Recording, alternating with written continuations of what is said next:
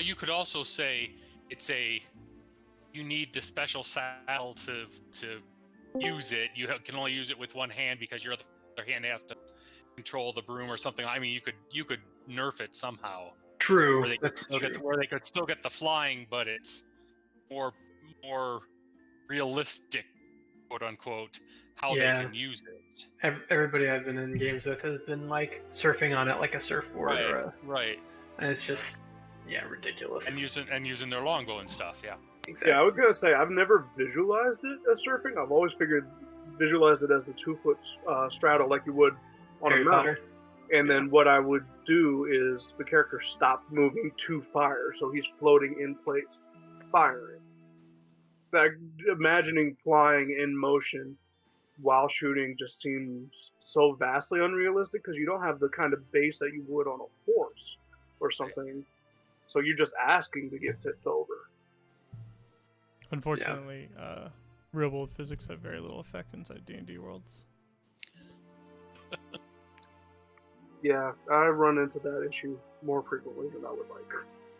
Hey, Cora, I have a question. I have an answer.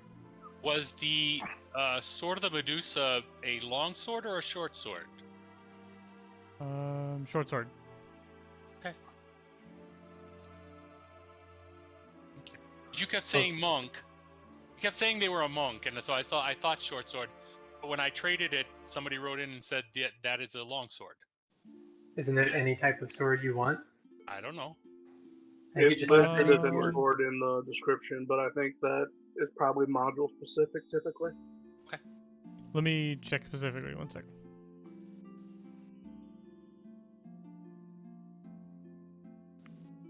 They are long swords. Okay. I will let him know. Thank you. Yep. I managed to trade mine, so yay. What'd you get for it? Short bow +3. You lucky dog. Yes, I am. Really? Yep. Man, you came out on top in that deal. I really, really did. Yes. a cursed weapon for a.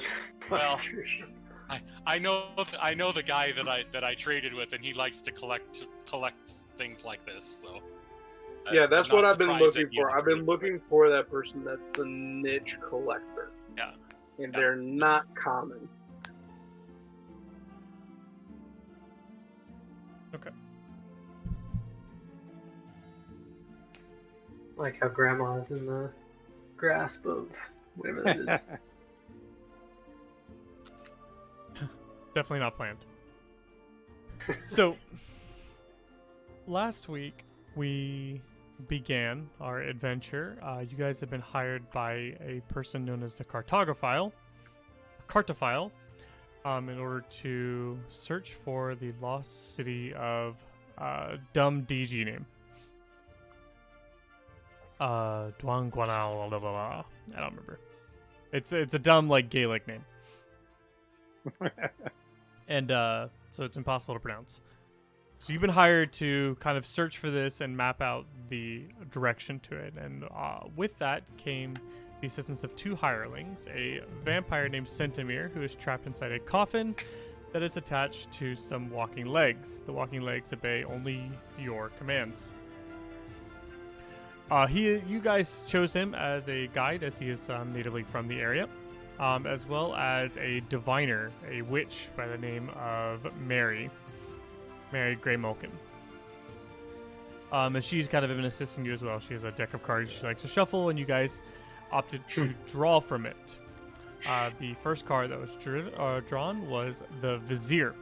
As you guys probably noticed, I did actually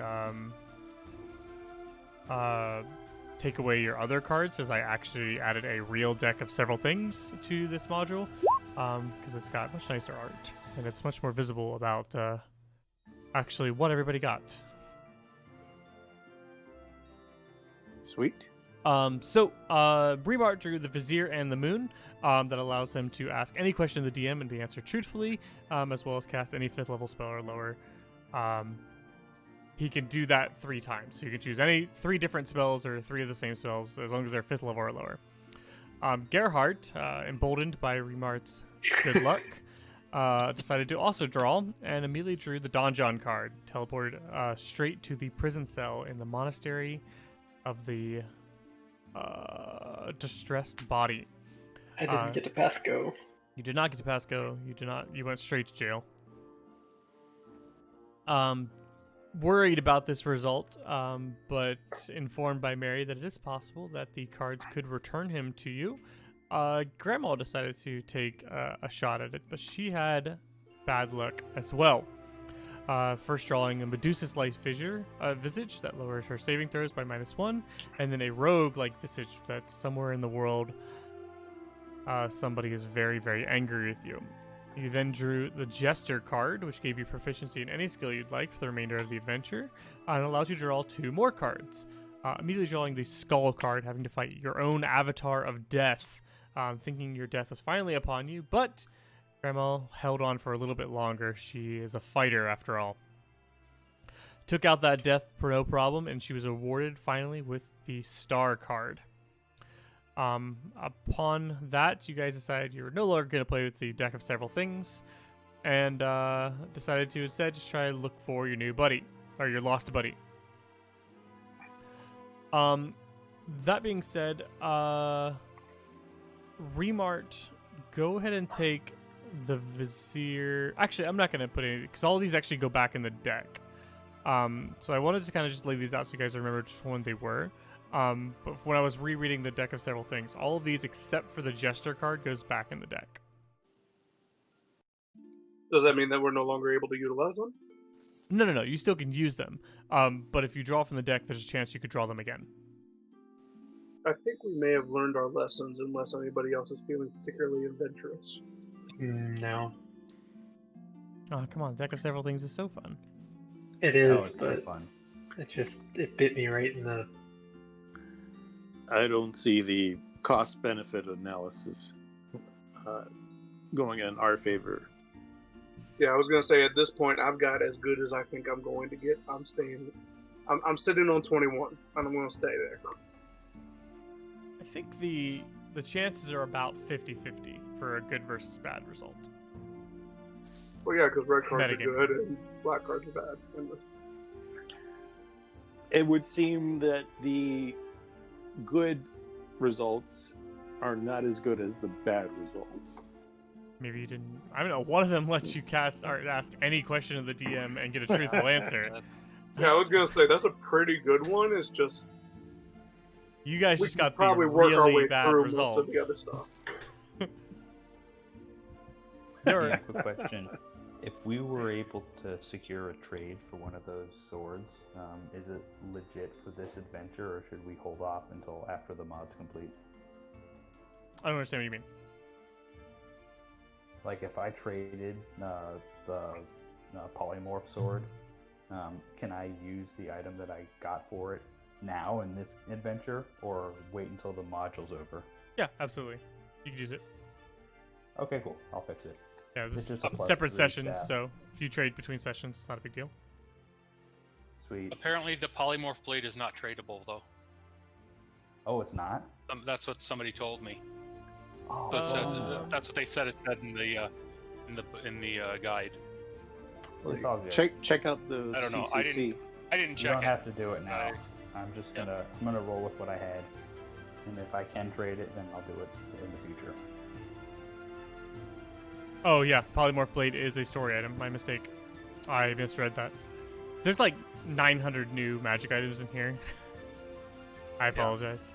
But yeah, the polymorph blade is a story item. Look at that. Cool. Sorry. No, it's all good. So since that's the case, one of you guys can carry around a polymorph blade today. Grandma. Grandma suddenly becomes a T-Rex. Looking at that list, it's actually a pretty good list. So We finished. So after you guys actually arrived there, you learned that there's this kind of weird monastery where everybody's got flayed faces. You ultimately discovered that your buddy was in fact stored in the prison cell. You dealt with a sphinx and earned passage across the gap to this weird island. And then you had an audience with the leader of the monastery, a bone devil that went by the name of the Grand Master. You decided to treat with him, but he started making demands that were unreasonable, and you ended up fighting with him. And you won. So there's that. And when you defeated him, you discovered that he was actually a mechanical being of some kind. And all of the monks immediately began rioting. They started going around. They left you guys alone. They were like tearing people apart. Some of the more devout monks were getting dragged out in the streets and beaten.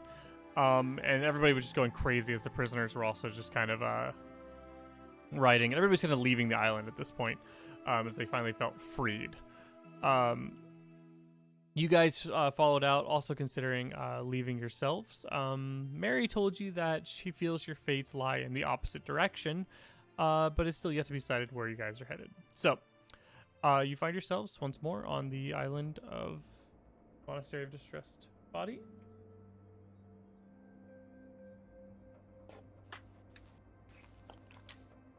Whew, adrenaline's wearing off from that fight. Glad you guys got me out of there. If I'm not mistaken, our current mission is to continue mapping out this area. Is that correct? Indeed it is. Yes, the mission is to map the area. We are to find and locate the city of glass people.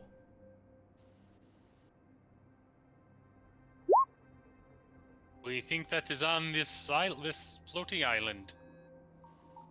Is it big enough to have a city on it? No, I do not believe the city is on this island, but maybe we will locate some more clues as to where the city might be located here. Ask around. Maybe somebody knows.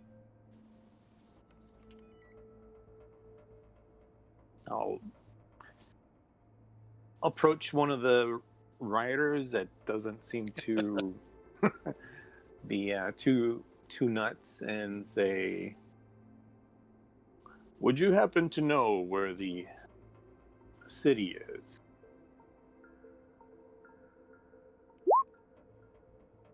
We're on a special mission. And since we have freed you, perhaps you can return the favor. What city?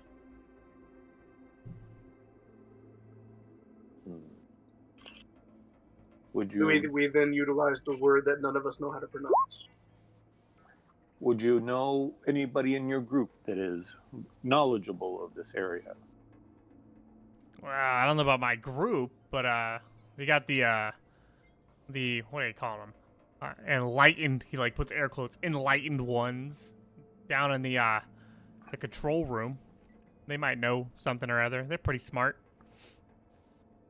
At least that's what the Grand Master used to say about him. And where will we find this control room? That is a great question. I'm glad you asked it. I'm gonna answer that with another question. He's gonna say, "Oh, it's behind the building." He kind of points to the large building where you just met with the Grand Master. And he's like, "You just follow that path there on the left. It's you go back there. There's a building like right behind it. That's the control room." He kind of means this one here. What do they control back there? Yeah, keep the whole damn thing afloat. Oh, Maybe utilizing that, we could take this island over to one of the edges so we could offload people. Seeing Okay. as every time someone tried to get on one of the floating barges, they fell down and were teleported back to the prison. That's not a bad idea. If we could somehow magically float the island over and use it as a ferry. That might also get us closer to the other direction, which we were supposedly headed. Because what we may be seeking might not be on this island. well, let's not get ahead of ourselves. Let's go to the control room and see for ourselves. Maybe we could ask or interrogate somebody there. Good luck interrogating him. He kind of smirks with a knowing smile. And he's like, "Best of luck. I'm out of here."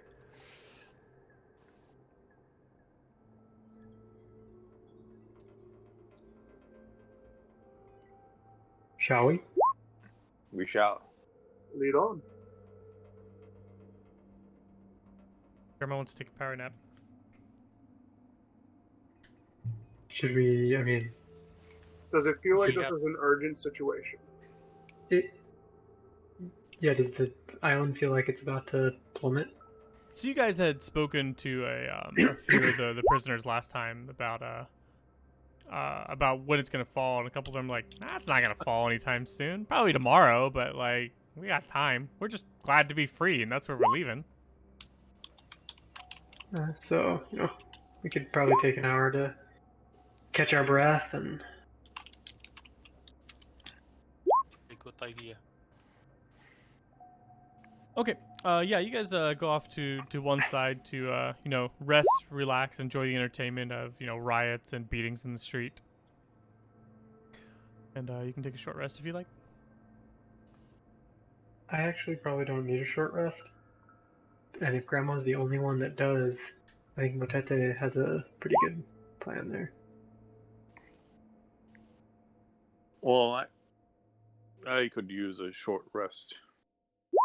Recover my magic that I expended.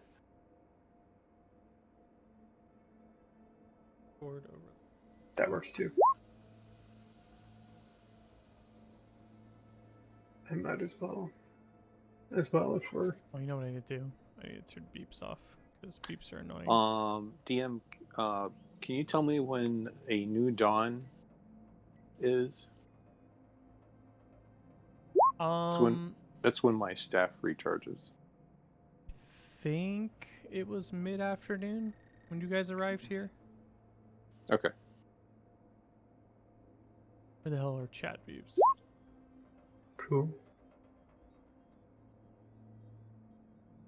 There we go. No more chat beeps.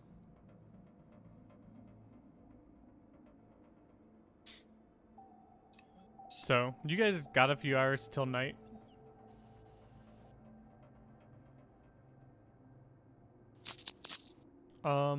Okay, yeah, you guys sit and relax, take your short rest, roll some hit dice, and you get back up. Feeling a little more refreshed, ready to go. So, what would you like to do? On to the control room, correct? Yes. Yep. Yeah, I would say so. Okay. You guys move around the sides here. You see that there's a path next to this large, almost mountain-like structure, but it seems to be made of metal. But you move around following the marked path until ultimately you land at a place that kind of fits the description that the renegade had described. At this point, most of the quote-unquote monks and prisoners have left the island. There's a few stragglers here who are kind of like spray painting places and like tearing them apart. A couple people who are like grabbing all kinds of weird crystal things and putting them in their shirt in order to take them with them as they leave. Quick question, DM. So they're actually able to now get off? Because initially I thought the barge master wasn't letting anybody leave. Barge Master's not letting anybody on his boat, but everyone else is able to make their own boats. Just some people were not able to actually get across because it's Okay. they might not be able they to were all just navigate them. dropping after they got a little ways over. Some of them were, but when they like couldn't get across the boat, they would like fall into the. They couldn't navigate the boat properly. They would fall, and then they would just retry. But eventually, they got to the point where most of them have figured out how to get the boat across safely. Because when they fall, they just reappear back in the prison cell, and then they leave the prison cell and come out and try again. Gotcha. So you enter into the control room. The area is kind of like a maze of damaged controls and broken machinery. And there's countless wires that twist their way across walls, erupting from control panels that have been pulled apart to lay bare their internal components. 5 clear canisters connected by metal tubing and wires line the wall. each one filled with viscous fluid and what appears to be a humanoid brain. Cool. I feel completely out of my element here. What is the approximate height of the room that we're in? 20 feet. All right, I'm up at the ceiling playing cover near the door. Okay. Can I make a medicine check? See what's going on with all this? Grandma just puts her glasses on and stares at it.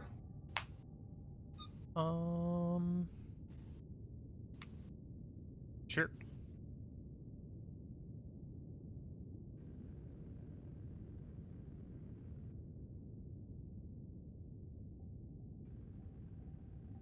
Sure, The brains do not the brains are definitely undead.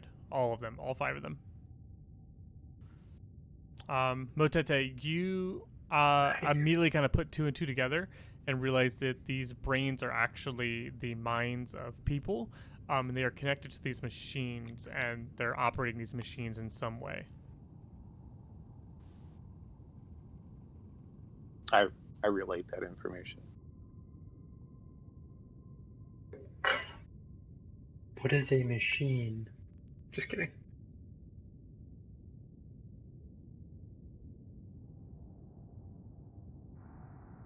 I forgot what did the guy tell us? That who were we looking for? We're looking for The wise ones. The enlightened ones. the enlightened The ones enlightened Enlightened that's it. ones, yeah. to run this control room. Grandma, did you sense? You said you sensed that these were undead. Did you sense anything else about them? Oh, I guess it doesn't tell you anything about them. Never mind. Nah. I kind of bang my staff. Say, enlightened ones, we have come to speak with you. Please make your presence known. You hear 5 different voices in your head. Each of them kind of making different sounds. 1 or 2 of them are like laughing. You hear like a deep grunt laugh. Another one's like, there's another one goes, shut up! I'm trying to sleep here. There's one that's like, ugh, don't just waltz in here. And a final one that goes, oh yes, I would be glad to help you.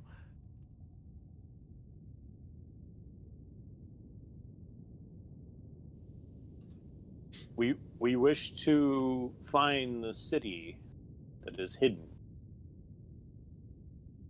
Some of your acolytes that live here on this island not too long ago informed us that you could help us. All 5 voices kind of in your head go, are you talking to me? Or them? Whoever the enlighteneds are, that is who I am addressing my questions.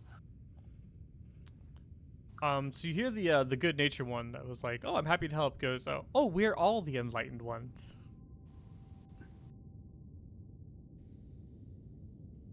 Do you have any sense of individuality? Any kind of identifier?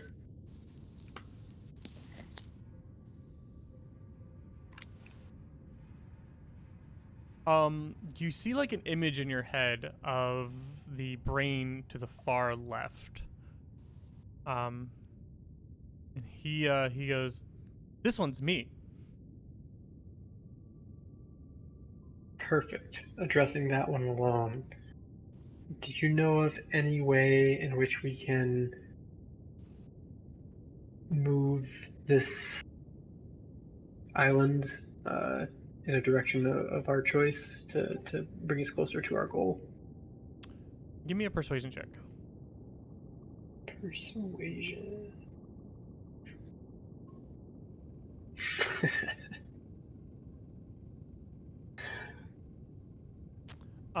You kind of get a sense of almost frowning in your head. Move the island? No, the island must stay here. I wish I could help you, but our job is to keep the island afloat. Who Keep is the machine afloat. Who is it you work for? We work. Well, I probably shouldn't tell you. Come on, we're friends, right? We've only just met. But isn't everyone here your friend? I wouldn't even consider any of those brains my friends, honestly. They're very foul-natured. I couldn't agree more. See how much we have in common? Give me another persuasion check. Hey, No. the two extremes.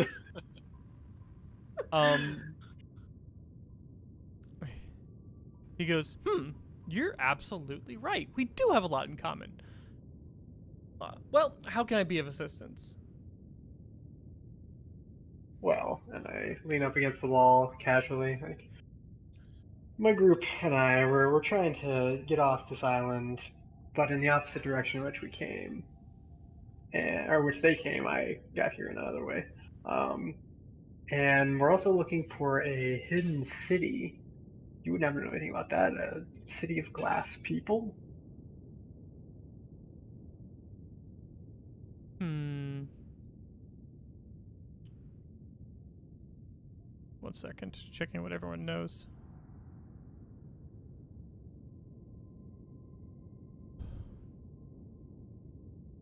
Man, which ones know which?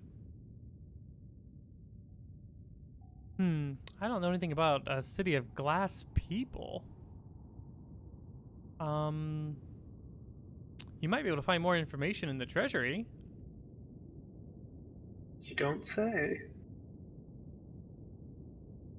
You wouldn't be able to show us that direction, would you? To that treasury? Oh, of course, it's right outside. He points to or he kind of gives you an image of this small floating island within the island here. In your mind. And he goes, "That's the treasury. But be careful. All Thank manners you. of knickknacks are in there." Hmm. And what would we find in this treasury? I don't know. I've never been there myself. And what makes you think that we would find what we need in there? We brains have kind of a collective knowledge. And I somehow just seem to know.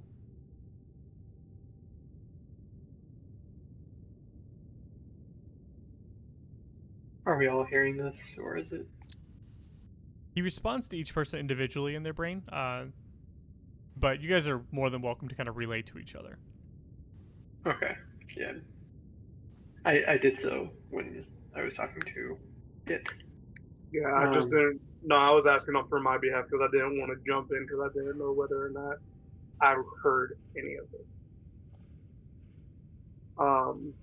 Based on that information, do you by chance know what safeguards the treasury? Safeguards. Well, the only thing really safeguarding the treasury are the platforms. There are 10 platforms. Each of us control 2. And the purpose of these platforms is to access the Isle. Indeed. So one that is flying around, such as myself, might be able to bypass that. Possibly. I turn to my compatriots. I could get over there and then send a broom individually across for each of you.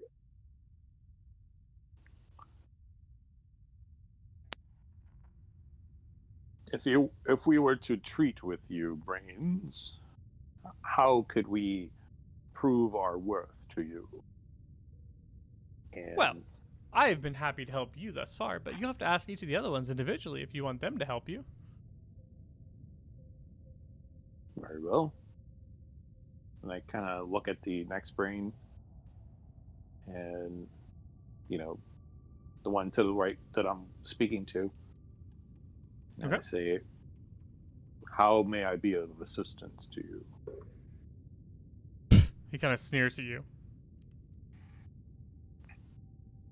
It's not a sneer because obviously he doesn't have a face, but like you get the tone of his voice is like, you know what I mean? Indignant. Yeah. Come now. I'm sure there is something that I can be of service in some way. Oh, are you the leader all of a sudden? I only work for the leader. When Motete relays this part, I nod. I am completely fine with you being the leader. No, our elder here is our leader. She goes by the nickname Grandma. You may speak with her if you wish. And why do you bother talking to me? Ugh. Is that grandma currently taking a nap on the floating disc? No. We did our nap before we got down here. Oh, I thought we were still role playing her as taking the nap on the disc. My apologies.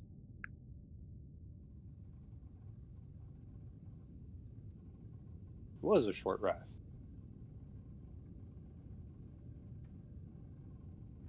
Wanted to kind of nudge his grandma. The brain Well. wishes to speak with you. Like, well, you heard these nice young men. What say you help a little old lady and her new friend get to where we need to go? Why would I help any of you? Well, geez, looks like somebody else needs a nap too. I We kinda- work for the Grand Master. The I kinda- Grandmaster. That Oh. little robot thing that we whipped up on earlier. I gave him a good old spanking. Yeah, right. Grandma, I whisper in her ear. Perhaps showing a little bit of muscle and aggression might butter this one up. I'll look at it and be like, listen, I'm not afraid to go in there and whip your ass too. You can help us out and learn some manners. Or just keep your mouth shut. Give me an intimidation check. This could backfire, but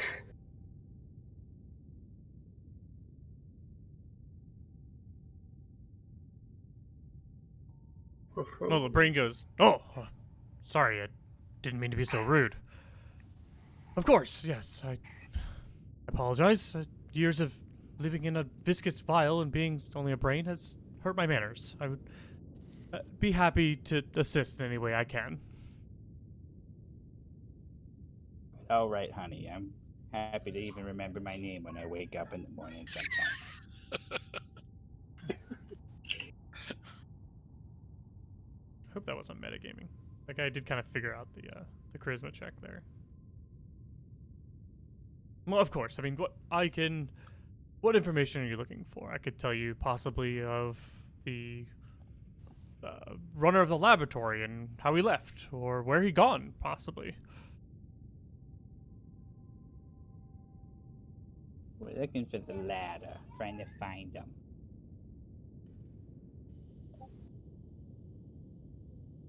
Trying to say that again. I'm sorry. We're trying to find where he. Oh, yes. I do believe he is headed off to the name of the dumb city that I can't remember what it's called. Douangalon or something like that. He's created a second laboratory there, in fact. Kwalish is his name, professor. He, when the Grand Master came to power, he ran away from here and found his way over to the City of Glass, actually.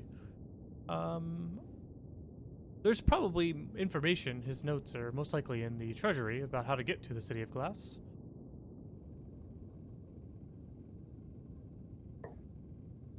And do we have your assurance that we can pass safely? Passive. Oh, to the treasury. Oh, yes, of course. You could. I will maintain my discs for you. Of course. Oh, no problem. can I see if he's lying? Or Sure. just try and try and figure that out a little bit. Yeah, give me an insight check. You are going to scrutinize the brain. You do not think It's he a is lying. brain. Yeah, I can't tell from his body language that He didn't seem to have a twinkle in his eye when he said that. No tells. Not even a twitch.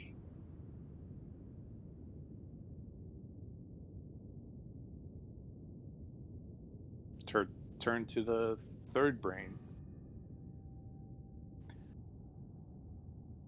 Okay, and what do you say to the third brain? Can you help us? Go away. If we go away, will you help us? Absolutely not. Oh, sorry, this is actually a female. Absolutely not. I would only work for the leader of the entire monastery, the laboratory, if you will. Are you the leader? The leader, if I understand you correctly, was the Grand Master. He is no longer available. I believe no such leader exists at this moment. Then why should I give you any information? It means I'm a free woman, isn't it? Well, then I will assume the title of Grand Master. Give me I a believe. deception check. I would say I believe in the monastery's bylaws that he who kills it. There can be only one. You keep what you kill. Deception. Hey! Nice. She goes, "Oh, well, yes, that makes sense. If there's no other Grandmaster, yeah, you're probably the Grandmaster now. Makes sense. I apologize. I don't know what came in myself, Master. I could be of much service to you. What information do you need? Do you know any other information besides what has already been related? Information Regard- in relation to regard- what? The city that we seek, of the glass people. Oh, no, absolutely not. What else? I apologize. I do not speak very much with the other brains. We have a shared collective knowledge, but we do not think each other's thoughts. What have you discussed with them? They have told us that there is information on how to get to that location in the, what is it called? The treasure room? Treasury. The treasury. Oh, yes, that does seem reasonable. Do be careful, though. The treasury is covered by a large anti-matter magic field all around it. You wouldn't want to, for instance, go flying on a broomstick or something in there. You a rude boy. Oh, that's awesome. Neutered. Excellent.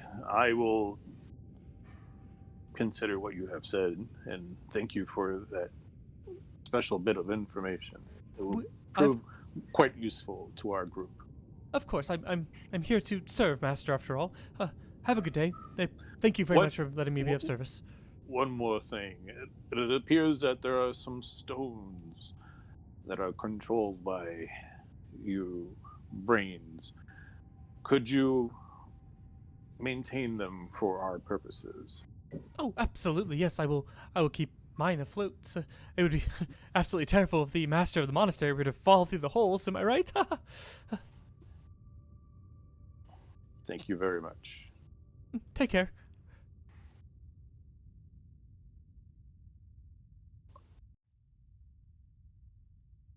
Real quick, Buddy. I'm gonna go back to the leftmost, the really friendly one that I had befriended, and just ask, like, hey, by the way, what's at the bottom of the hole that beneath the treasury? I do not know, actually. It's not something we normally maintain. As far as we understand, it's bottomless. Okay, thank you.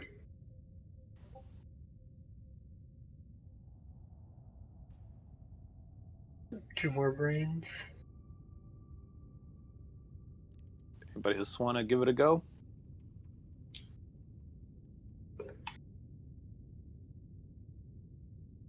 Where are my brains in a jar. Okay, I'll approach the second to last brain.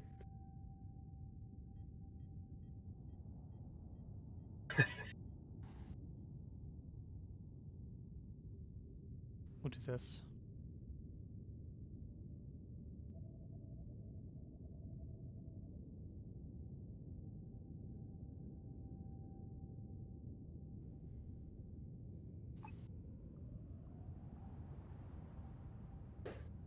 So, there's 5.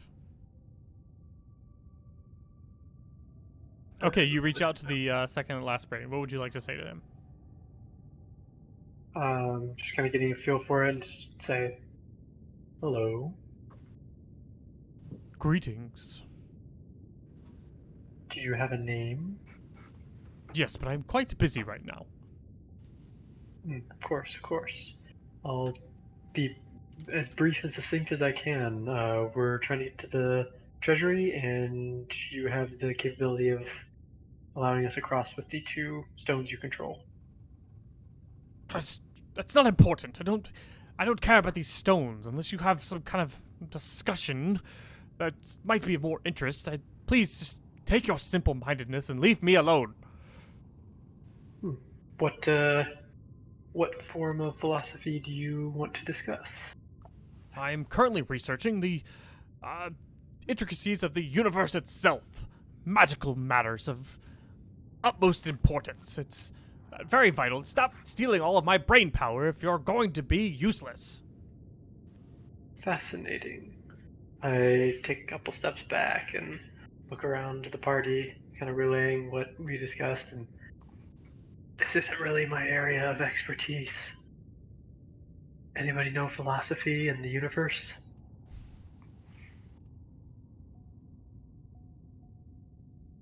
Simpleton. I can give it a go, but I am in fact a simpleton. I have faith in you. The wizard has faith in him. Okay. Out of character, how do I roleplay intelligence of 8? Yeah, I was gonna say I could go in and try and BS my way through it, but with in-character knowledge, it gets a little fuzzy. So, a 10 is considered an average intelligence. So an 8 would be kind of like real dumb. Okay. You're not really, and it's not like a sliding scale, right? Like a 20 isn't like, if you have like a 20 in intelligence, you're kind of like Stephen Hawking, super smart. But if you have like an 8, you're more like, you're just like a dumb person. You're not necessarily, like incapable of human functioning, but you're just pretty dumb. Okay. Perhaps the brain could use some simple insight that he has overlooked, and perhaps a mind as yours might bring a new perspective. Why don't you? I apologize. I'm not good with voices that I've only heard a couple times. Who was it that was originally talking to the brain? Was that Gerhardt? Correct. Gerhardt, can you give me a insight check, please? Just kind of see if you could determine what exactly would persuade this brain to. Nice. Yeah. So, you kind of get the feeling that the brain just wants somebody really intelligent to have a conversation with, and he doesn't really want to talk to somebody simple. All right. I say the stars are bright and pretty, and that makes me feel good.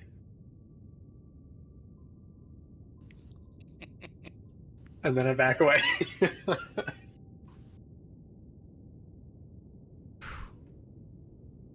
Yeah, he's not even gonna. He's gonna completely ignore that. I was like deciding if I was gonna make you roll or if I was just gonna fail outright. I think it's just gonna fail outright.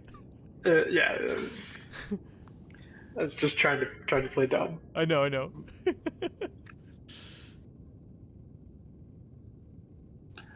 I'll approach the brain and say, it seems that you are not interested in speaking to my friend, so I will offer any assistance in whatever problem that is concerning you at this time? Problem. Well, of course, you must have a problem. That's no problem. I'm just discussing the intricacies of weaving magical crystals into the weave in order to make it interconnected. And he starts going on this long spree about like magical mysteries, and he's like, "What do you think?" And I'll relate my own knowledge on this subject and give it some advice. Yeah, go ahead and give me an Arcana check then. Okay. It's just ridiculous that I can't connect these two plasma reactors together in order to create a concurrent stream of magical energy. And you start thinking, what about if you just set them up at like a 46-degree angle so that the lasers deflect into a blah, blah, blah, blah, blah, blah, blah, blah. And then he goes, I guess I hadn't thought of it that way. It's nice to have another respectable mind here. Some of these other brains are not nearly as enlightened as they're made out to be. I'll tell you what, there's nobody of worth value to speak here. I appreciate the effort.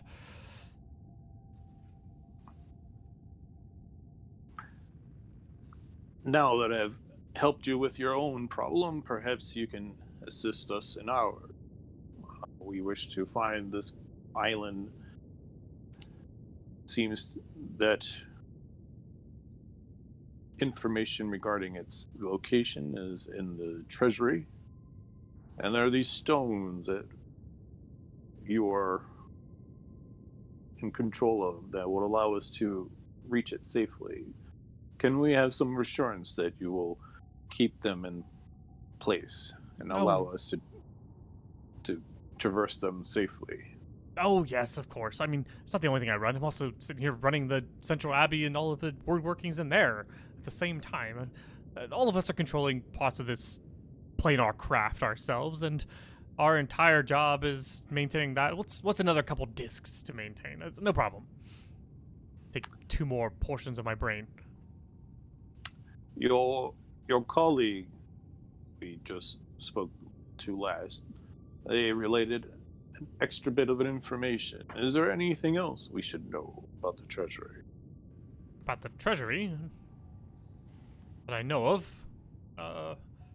It belonged to Kwalish, but he left. I mean, this whole place was his planar craft. I was one of his assistants once before, but sometimes when you're the subject of an experiment, you end up as a brain in a tube. Most unfortunate. My condolence. It's not all terrible. You get a lot of time to think when you're a brain in a tube that can never die. Well, every cloud has its silver lining, I suppose. Well, it's been wonderful speaking with another... not dullard. For once in probably a century, I'd say. He nods and says, "Thank you."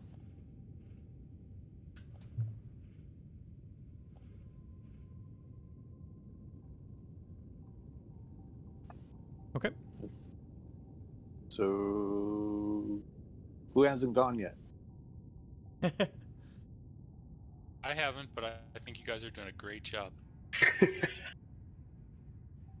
We got one brain left, right? Oh, give it a go. Part of the fun. Can't hog all the fun. Okay. Hello, Mr. Brain. It is Mrs. Brain Monkey. I'm sorry. I'm a cat. It's all the Hello, same. Mrs. Brain. My apologies. I did not recognize the email brain. I should have, because it is so much more, so much greater than the other brains. Pink. I'm more pink than the others. More pink, right? And exceedingly bored. Oh my. Oh, it is so dull here. All I do all day is just run the lights in the prison and the leather works and unlock doors, and today has been especially boring as people just teleporting in and out and in and out and in and out of the prison cells. Do me a favor and entertain me, please. could take you outside, and you could play in the outside in the sun. Oh, that'd be you very like entertaining that? to die. That would be absolutely Oh. wonderful. Well, I don't want that to happen. No, I mean, do you want that to happen? Absolutely not. That was sarcasm. Oh, okay. Oh, Do a I'm sorry. dance or something. Or play a song. I don't know. Do All right. something. I will dance. Give me a performance check. Sure.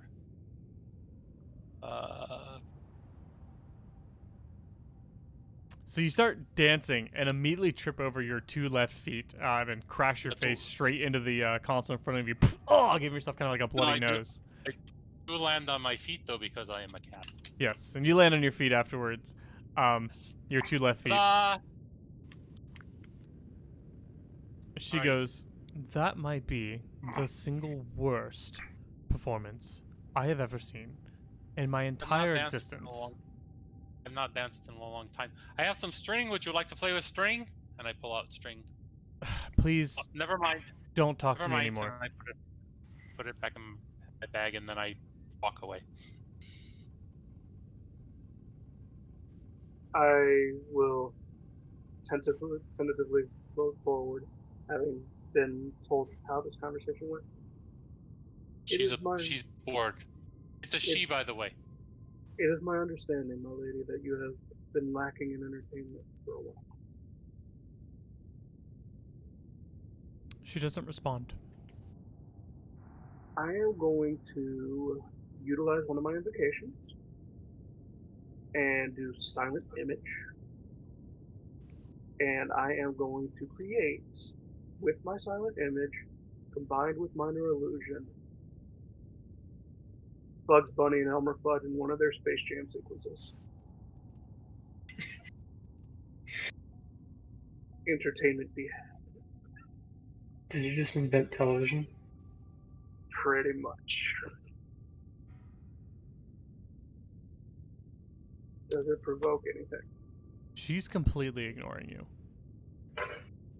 Oh. Does So she she's lack? completely well, and she wouldn't even have the ocular Yeah. necessities to see the stimulus. Gross. Why is she completely ignoring me? She said she didn't want to talk to the tabaxi. Yep. I have had no interaction with any of the brains, and I get completely ignored right off the bat. I float away in a huff.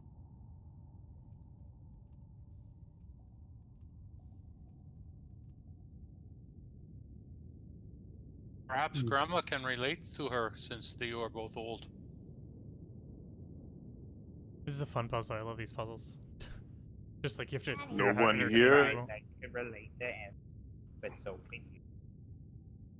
No one here has any singing ability, dancing, juggling, or I anything can of play, that sort? I can play the flute, but I don't know if she can hear it. I could think it at her. I mean, I'm a naturally gifted storyteller. I could probably tell her another story. She says she is bored. You should tell her story and make her entertained. I believe that some sort of performance is in order.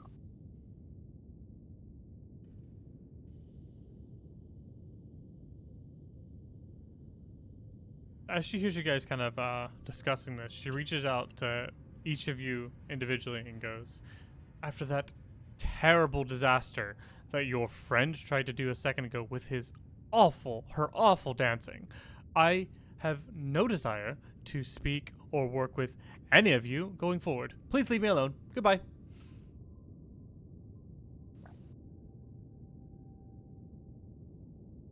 I start to cry. You didn't have to literally leave. Holy cow.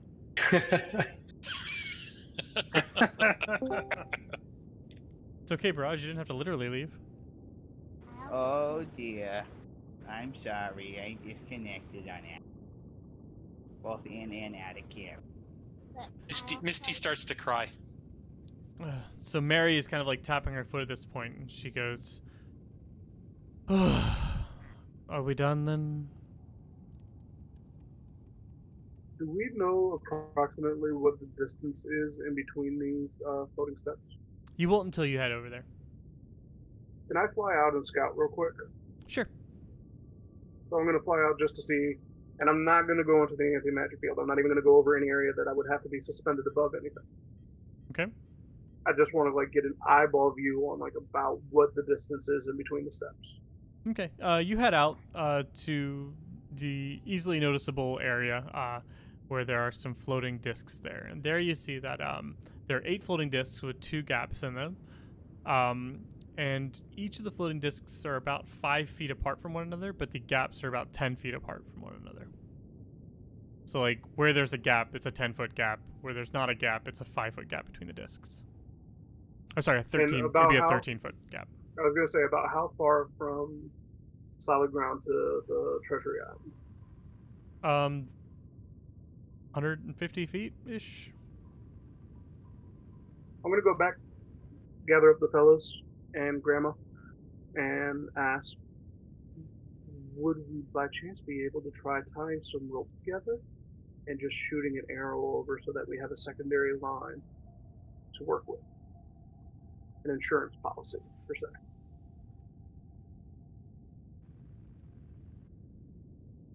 I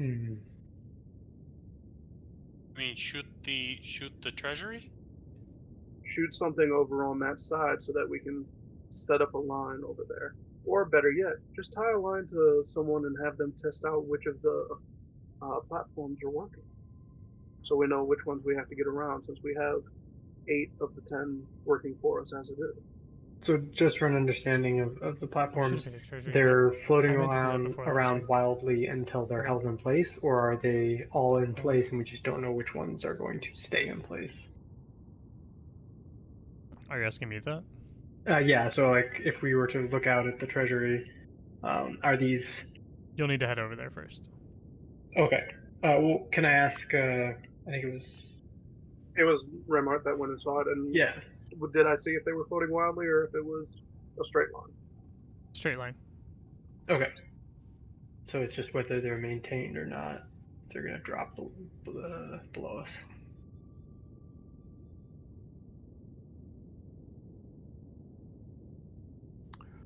I could cast a spell of Conjure It Elemental.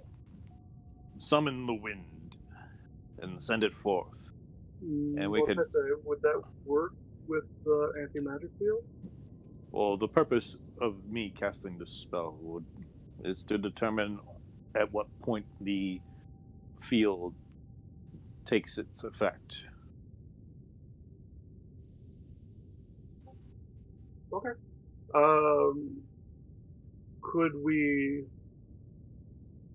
before you burn such a mighty summoning, could we instead maybe try, and I believe Mage Hand Ledgermane allows me to extend the distance that I can utilize my Mage Hand?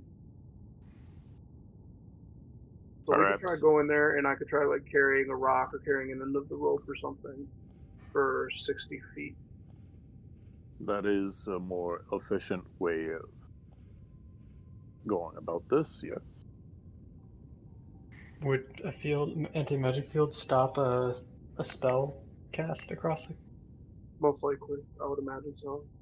So I could throw an Eldritch Blast or something over there, 120 feet.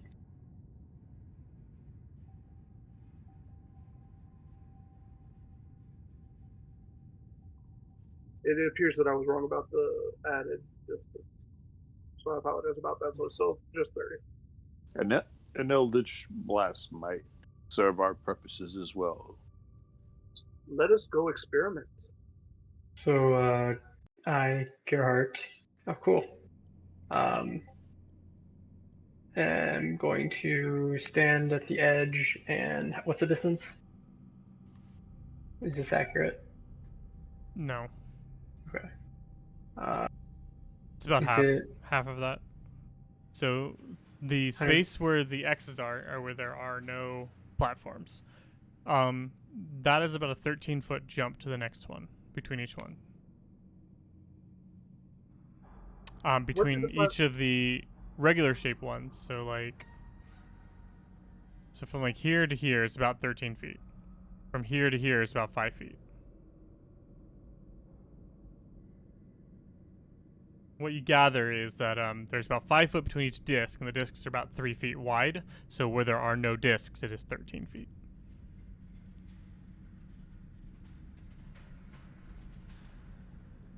Does anyone have the jump spell? Well, keep in mind, if it's utilizing magic to enhance it, it might get dropped off.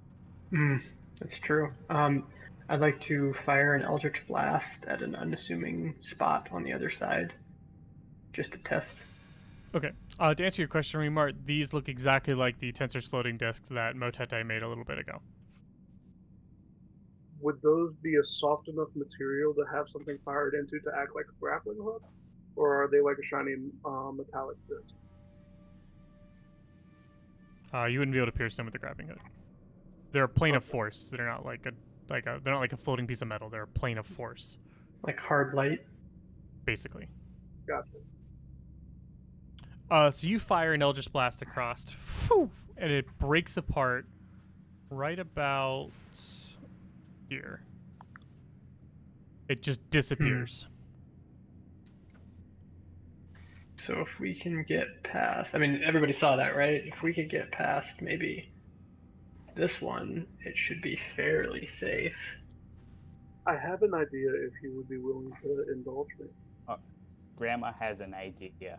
Oh, Grandma, you go ahead. You Tulip have go for it. yeah, Tulip's pretty fast and she's pretty strong. She could make the jump between any of the discs. Would she survive? What if they're gonna realize they can entering fly a the broom magic up to field, where though? the Because isn't she a- Of course, she's Anti-magic just field an is. elf, honey.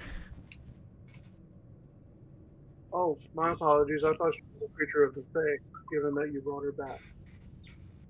Nah, she's just a steed. She's just an elf.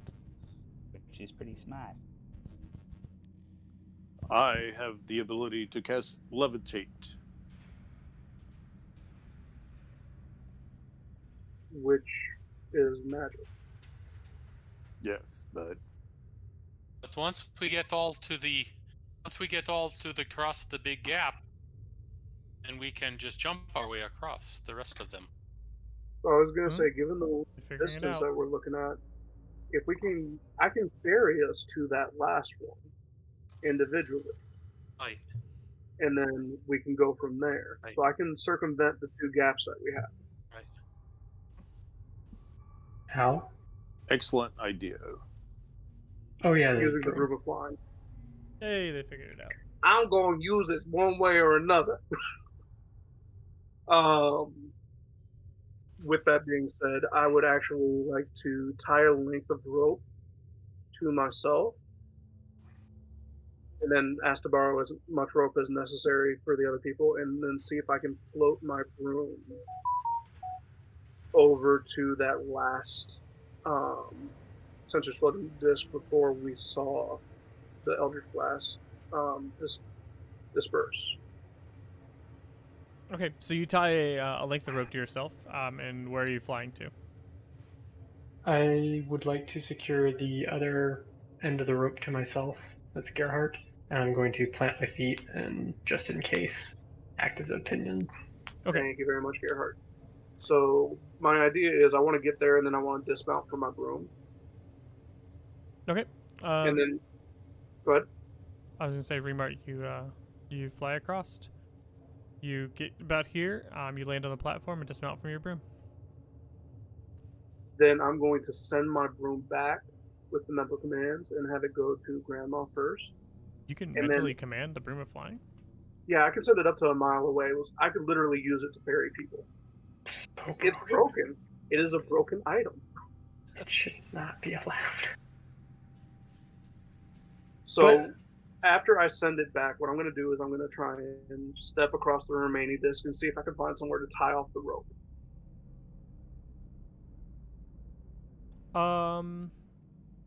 Yeah, that shouldn't be too hard. So you step across and you feel kind of your own magics disappear as soon as you step across that barrier. You leap to the next barrier without a problem, and you get across the other side. You can immediately feel that all of your magic is kind of gone. You aren't able to summon your mage hand. You aren't able to kind of access anything that you have magically controlled of. The other side is mostly dirt. There are the same metal panels kind of everywhere, but you're able to find a place where you can easily tie a rope to. Not a problem. I would then like to suggest to my comrades, each of you fly out to the final panel one at a time, and then use the rope to help assist yourself across. What? Speak up. Was that in character or out of character? That was in character. Grandma's hearing aid wasn't on. I was gonna say I didn't know if I was coming through. I apologize. I don't think we can use your broom at the moment, though. Yes, you can. You can use it to get to that Can. final one. Yeah, Unless attunement. my bond to it is severed. I don't know. Is it attunement? It's not It's attunement. not attunement, so it's basically the next person's room. Yeah, they'll Okay. allow temporary use of the broom for each person to get there. So Grandma can go over, and then she can command it to go back. And then the next person can command it to go back, and then the last person will just carry it. It's not even attunement. Grandma is riding her elk. You're gonna run Tulip across. I will make sure to stand clear to give you plenty of room. Do you want to go next and tie something onto yourself, or just go for it? Do we have something long enough to tie on to me? We have multiple lengths of rope. And it's only, I think you said, Cora, what was it, 150 foot gap? Yeah. I think each length of rope is like 50 feet, right? Yes. Yeah, so I'm assuming that I had one, Gerhard volunteered one. I would have asked for 2 more before proceeding, so that we had excess slack. I feel like they're way overthinking this at this point. They've already solved the puzzle. They just need to do it. If that's okay with everybody. Fine by me. So Mary will say, "And how on earth are we supposed to get Centimere across?" Can that device jump? Not very far. Mayhap, Definitely not across this gap. Tulip will come back and and Centimere should stay. carry it. I can cast Levitate on Centimere and just kind of push him up. This will just be easier if you let me out of the coffin. I could just walk across, and no problem. I can fly, in fact.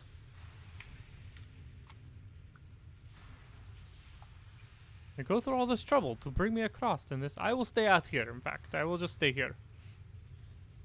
Seems most efficient. You will make your way across this chasm. I can leave my warhorse with him. They don't trust that vampire at all. I don't plan on taking my warhorse over this anyway. And I cast Levitate on him and push him and tell him, make your way over to the other side. Okay. You cast Levitate on him, and you push him, and he goes floating. And as soon as he hits here, he drops.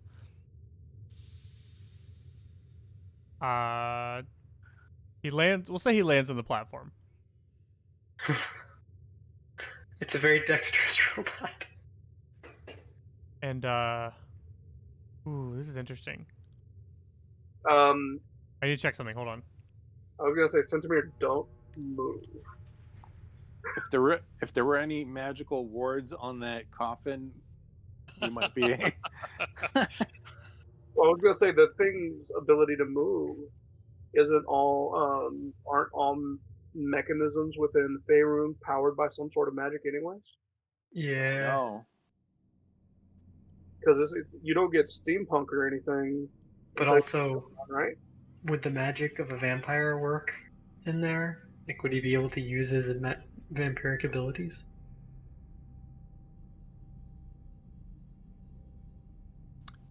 My magic feels mess with a lot. Yeah. If I remember correctly, I think vampires are simultaneously connected to the negative and positive material plane. And that's where they draw their power. I don't know what that means. But does that fall within the realm of Faerun's concept of belief? Because doesn't anti-magic affect all forms of magic, regardless of divine or arcane in nature?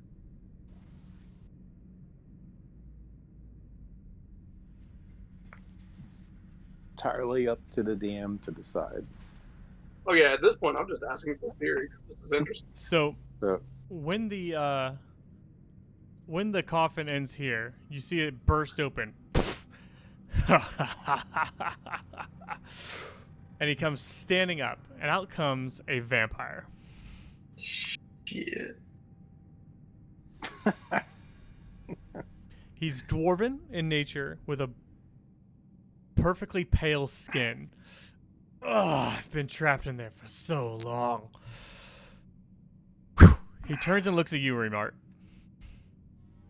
Roll initiative. I bet he's hungry. What time of day is it? Is he at least at disadvantage? He It did is, say it was mid-afternoon out. It was mid-afternoon, so he is in sunlight, technically.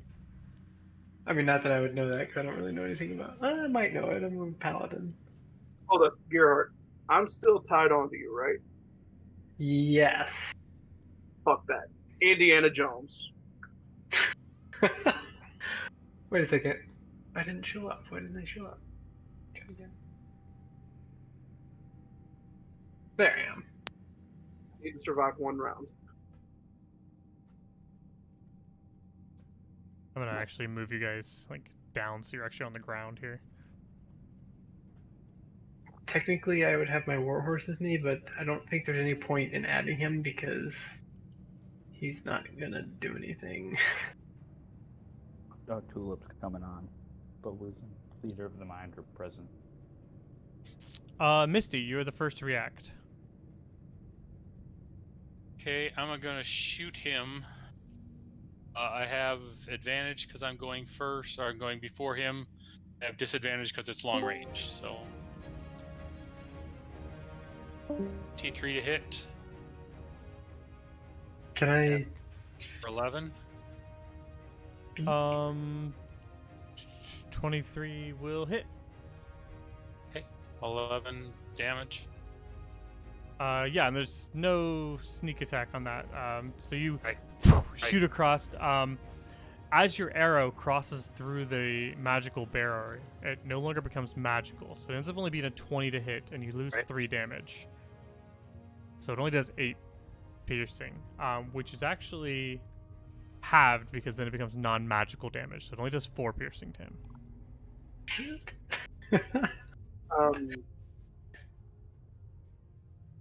Wouldn't he still have sneak attack even if he had? Because he'd still triggered the advantage proc, right?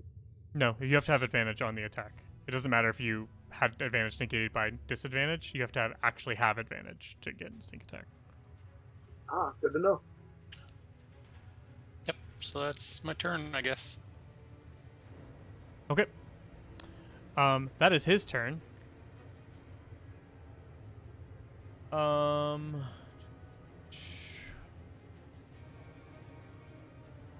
Yeah, he can make that. So he's going to leap across, and he comes over to you, Remart, and he goes, "Oh, I'm so hungry." And then he is going to unarmed strike you. Miss. Well, do you have magical armor? Oh. No? Okay.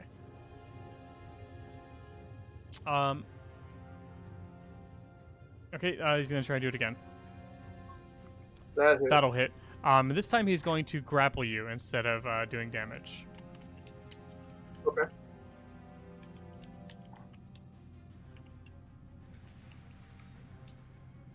You guys realize that Mary's going to be an enemy at this point, too.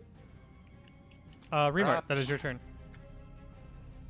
Alright, well, how does disengage work with grapple? You can't disengage because your speed is 0 when you're grappled. Okay. Then I would like to take my action to attempt to escape the DC, and I can use... Acrobatics or athletics. Excellent. Roll well. Can you have advantage on that because I've got a rope tied to him and I can kind of pull to help dislodge him? You would have to use an help action on your turn to do that. Okay. And a 9 will not succeed. As you're trying to get out of your grapple, he's holding you tight. He's like, no, no, no. You stay here. All right. Do I have any action remaining too? Because I know I have a bonus action, cunning action as a rogue, but I don't know how that works with this. Yeah, you still have your bonus action. Just when you're grappled, your speed is 0, so you can't just run away. Because Right. I'm about to try and attempt to continue to get out. Like, can I use my bonus action for that? No, because it's an action to break out of grapple. All right.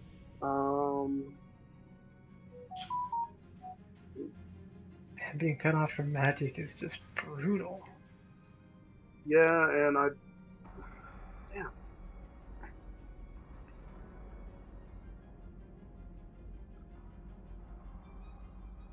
I guess I don't even have. Can I shoot from a grapple with disadvantage? I don't Not- even think it's you have not even disadvantage. disadvantage. I think it's just regular. Well, you have disadvantage because you're within 5 feet of a target with your bow, but grapple does not impose disadvantage.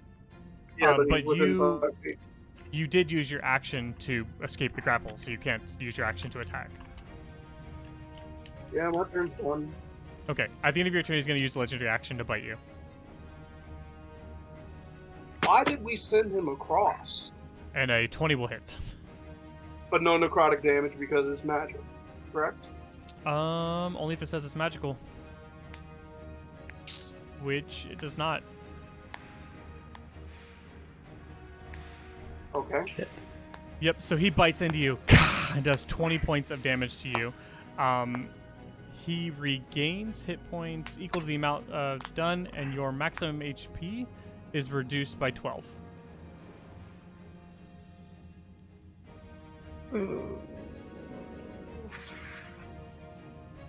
Sending him across may have just gotten me killed.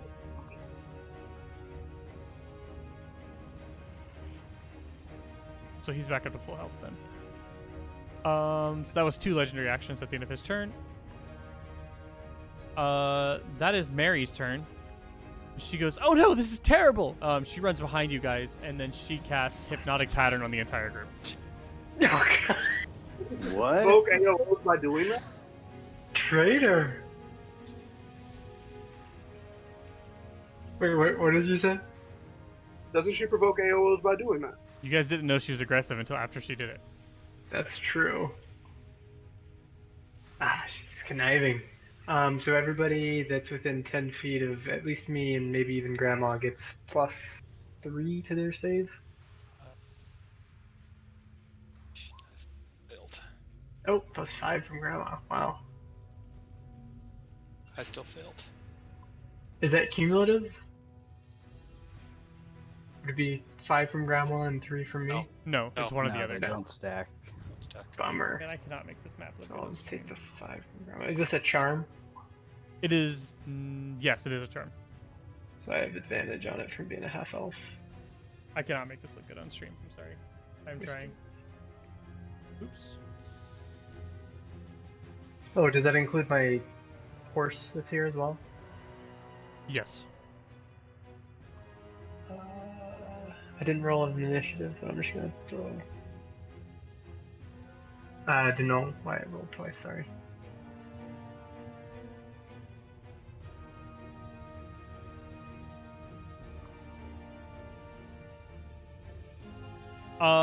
Misty and the Warhorse fail. Oh no, because Misty gets +5, so she actually passes. So does the Warhorse then. Nobody fails then. Warhorse gets +5. 13 passes? 13 passes. Damn. That's good. So Warhorse would be 13 as well because it was 8 +5.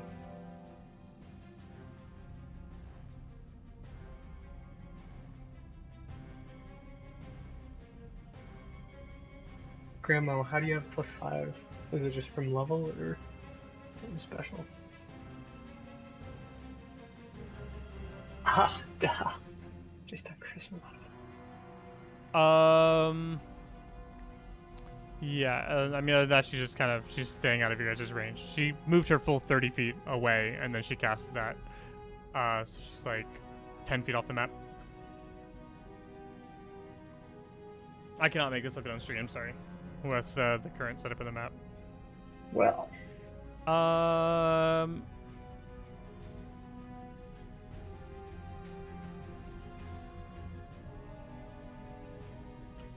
There you go, Motete. Now you got something to do. that'll be her turn. Grandma. Grandma's too old to fall for that cheese. But Tulip is a sweetheart and is hypnotized right now. Grandma's going to use her action to snap Tulip out of it and get up on her and say, get up over to Remart, and Tulip's going to dash across.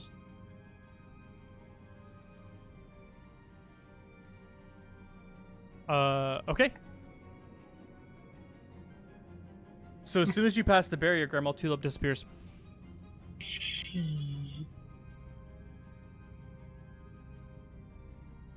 Because she's a fine steed, right? Now you got your.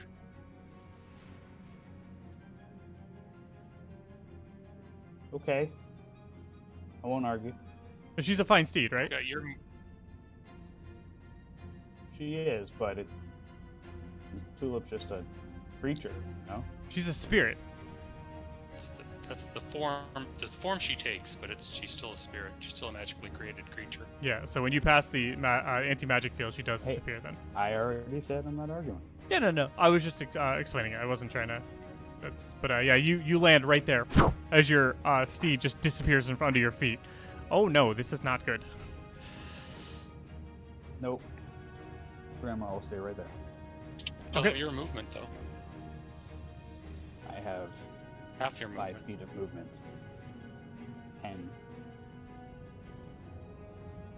10. Yeah, I mean that's enough to get you to at least the next one. You use half your movement to mount, so you could move half your movement again. Yeah, but I have to jump it, right? I can't make that jump. Oh yeah, you only have 8 strength. No, this one's only 5 feet. It's only 5 feet. You can make that. I don't have a running start. Okay, it's fair. Either way, I can never remember the Grandma jump rolls. said I that she's apologize. staying there. Does it stay there? Yeah, man. Grandma said what she's doing on her turn, and that's what happened. Sounds good. All right, Motete. You have chosen unwisely to oppose us. Enough of your trickery with your cards. And I tried to polymorph her into a frog. nice. What's your DC? 17. Probably more on a chart. This wisdom. Oof. Yes. You turn her into a frog. Ribbit.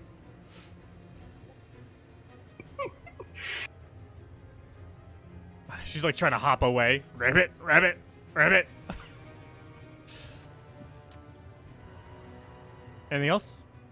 Unless I can try to put her in my bag. Nope, that's it. Yeah, Motete, if you could grab her, she might be of use to us to talk to, interrogate. Yeah. I say as I'm holding the rope with Remart on the other end, like,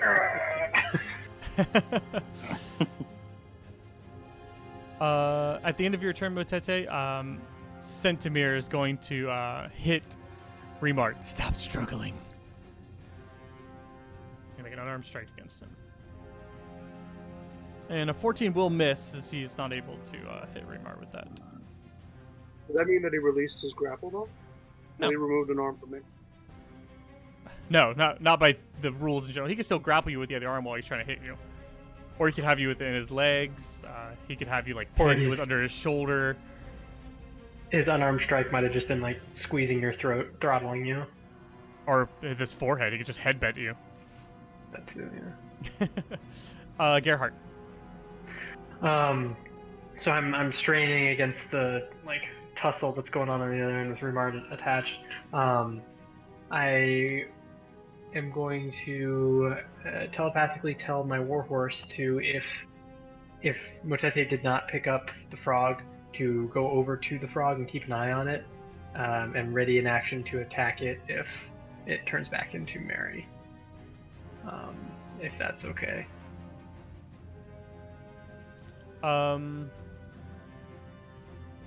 Okay, yeah, you just want to attack it if it turns back into Mary. Sounds good. Yeah. So just kind of ready that action, not attack it, but just ready in case it turns back into Mary, then attack. And then I'm going to attempt to, maybe against my better judgment, sorry about this in advance, Remark, pull on Remark on the rope to try and either dislodge him, or at least I would be, I guess, depending on your ruling, this would either be, I think, my grapple check against the vampire, or I'm aiding Remark on his next grapple check. I don't know the official rules in this. I'm going to rule that you can do a contest athletics or acrobatics against the grapple check to see if you can pull Remark out of the grapple. Would you be able to tell me if that would hurt Remark in the process? I won't make it hurt Remark. Say again, sorry. I won't make it hurt Remark. So Okay. It'll just be you're trying to pull him away. So I'm gonna try and use my strength to pull him apart. So that'd be athletics. Yes. Oof, not enough. You're pulling, and Centimere's just like, ha ha ha, he's mine. Damn it. Remark, hang on! And turn, I got nothing else. Okay. Misty. So is Mary still free? She's a frog. Still hopping around? Yep. She's still hopping around? Okay. I will pick her up and put her in my bag. And then I will come back over here. Do I still have an action, or was that my action? It's an action to grapple. That reminds me, actually, Okay. you held an action, Gerhardt, to attack her if she transformed. So then you did an action to try and break his grapple. I forgot you'd done that. So the attack, if she transforms, was my warhorse holding an action, not me. Oh, okay. Okay.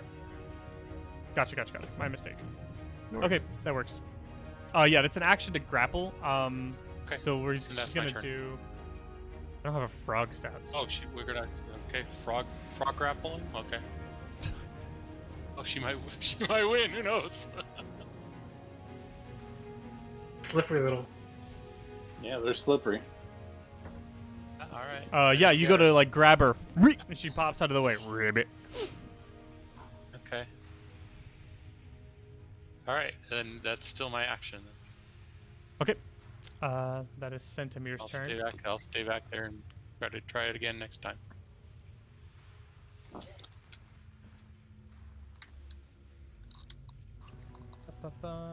Man, vampire stat blocks are so long. Mhm. So here's an example, right? So like the Children of the Night ability actually says he magically calls these forth. So he can't use that while in the anti-magic field because it actually has the keyword magically. Okay. I was actually just about to ask before he said that. Is there anything he can't do? There's one.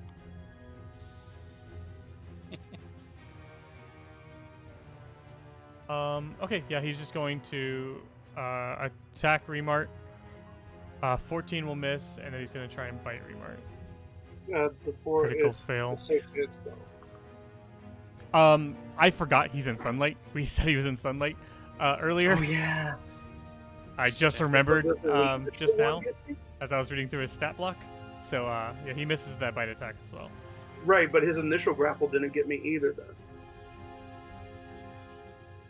That's it changes. a lot I have to to like, retcon. yeah, I have to I retcon just went back and so looked much. up at it. He had a 26 and an 11. I know, but I have to retcon an entire round, and that's the case. Because everyone's actions change when you're no longer grappled during the round. Okay. I mean, it's 12 permanent damage to me, but okay. I know. I'm sorry. It was a mistake by the DM, and it happens. But I apologize. It was just something I'm retconning now. I can't use a fifth level retcon, spell but I'm for changing going reconversion. forward. Yeah, you can 5th level spell once you get out of there. Yep. Right, I can't do it now though, so. Am I still currently grappled then? Yeah, you're still currently grappled, but he misses both his attacks there. But that is your turn. back up at it to try and get out. Hey, and with that, you're able to. Actually, jump off the ledge. That's the say it third again? double nat 20 that I've Yeah. seen in this You game. jump off the ledge. Is that what you just said? Yes, and I'm going to try and run the rope back up towards Gerhardt. That's why I put the rope on in the first place. Yep. Second I'm out of the magic field, I'm also going to whistle to my broom for it to come down towards me. Is that a bonus action? It's not considered part of action economy. Perfect. It's- Okay, yeah, it's you not- you break out, you slip out of this guy's class, and he goes no, and you immediately leap off, and you free falling for a second. As I go off, I turn around and flip in the bird with both hands. And you're just sitting there hanging from the rope that you have attached to the other aisle, and Misty is holding the other end, just like it holds you up, and you have your broom, so it shoots back into your hand, and you jump on it, releasing the tension on the rope. All right. At that point, I know we can't dash with the broom's movement, but can I use my bonus action? No, I use my bonus action to disengage. I'm sorry, that's the end of my turn. But Okay. I should be hanging like somewhere down here, but down. Because you said it dropped until I was hanging tense, so it would have pulled me all the way back. No, so the rope, remember the rope was going like, let me draw it. Because you had tied the rope on the other bridge, right? So the rope was tied to Misty across the gap. To Okay, so Gerhardt. where am I dropping to? So you would have jumped, grabbed it like here, right? And at this point, Okay. you called your broom to you. So do I have any movement left? Wouldn't you? That's 30 feet, actually. Wouldn't you use half your movement to mount the broom and then have the full broom's or whatever movement the broom has left? I don't know. I The, had to get there. the broom has 90 feet to get here, right? Yeah, so whatever it has left. So It probably only has 50, so it doesn't get there that turn. remember, this is only half, right? Right. I'll say the broom gets to you because like the measurements aren't exactly. So I'll say the broom gets to you, but you just won't be able to fly anywhere this turn. Okay. So you're on your broom right there, hanging in the air on your broom. No problem. End Fair? of turn. Perfect. Centimere goes, come back. And then he's going to use a legendary action to move his full movement onto... He can't really move on the same one as Grandma. They're only 3 foot wide. You know what? He uses his full movement, or he uses his legendary action and his full movement to jump off. And he goes falling. Second he gets past the barrier, he can fly. Once he gets a certain point below, you see these 2 rings come shooting out from underneath the island. They go to either side of him, and then they turn into almost like a portal. And they put him in like a conish container, and then they disappear, and he's gone.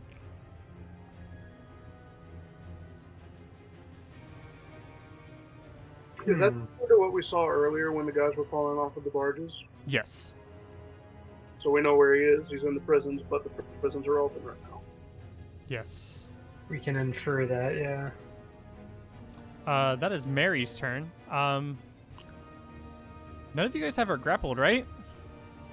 She's No. just hopping along. Great.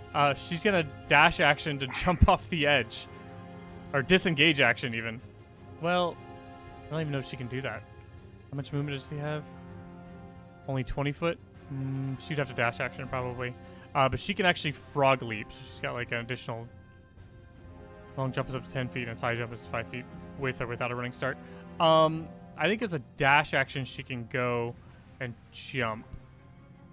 Can we get an opportunity? I will attack? let everybody have an opportunity attack on her if they want. Yeah, I would like to non-lethal opportunity attack. If I can do that. Try to put her in my bag. Or wait, opportunity attack, it can't be an attempt at a grapple? Any attack can be turned into a grapple, right? Or no, grapple's an action you have to take on your turn. Yeah, and this would be reaction. So you wouldn't be able to Okay. grapple. Yeah, I guess she's gonna escape if I don't. So I'm gonna swing my sword at her. Okay. Ignore the fire damage because I haven't used a bonus action to ignite my blade, but I do get the dueling style, so 10. If it hits. Yeah, that'll hit, and that immediately turns her back into herself. Fink! Quick question, DM. Yep. You said that she ran over 30 feet away from the edge when she dashed past everybody before, though. Yep, so she was dashing. She didn't dash before, she only moved 30 feet. So that means she was 30 feet away from the edge. She's dashing now, which is 40 feet of movement. Does that still get her to the edge, though? Because she wasn't at the very lip. She's 30 feet from the edge. Yeah, 40 feet will get her off the edge. But she wasn't at the edge. She was at the edge. She was here. She dashed through everybody else to get away from them.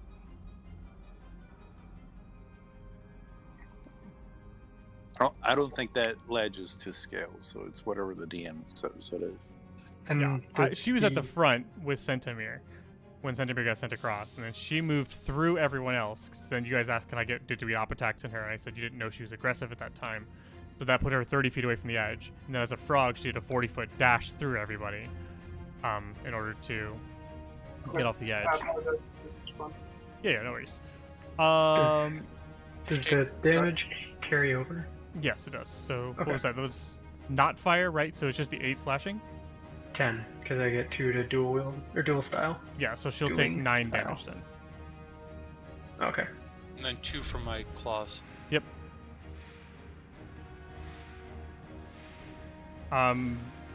Anybody else taking op attack? Oh, I guess Motete wouldn't really have one, would you? You could quarterstaff, right? Yeah.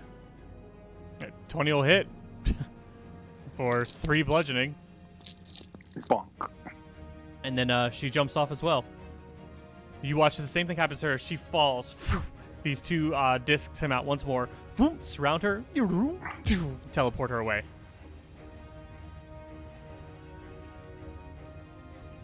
Grandma. Well, kids, am I going after them? No.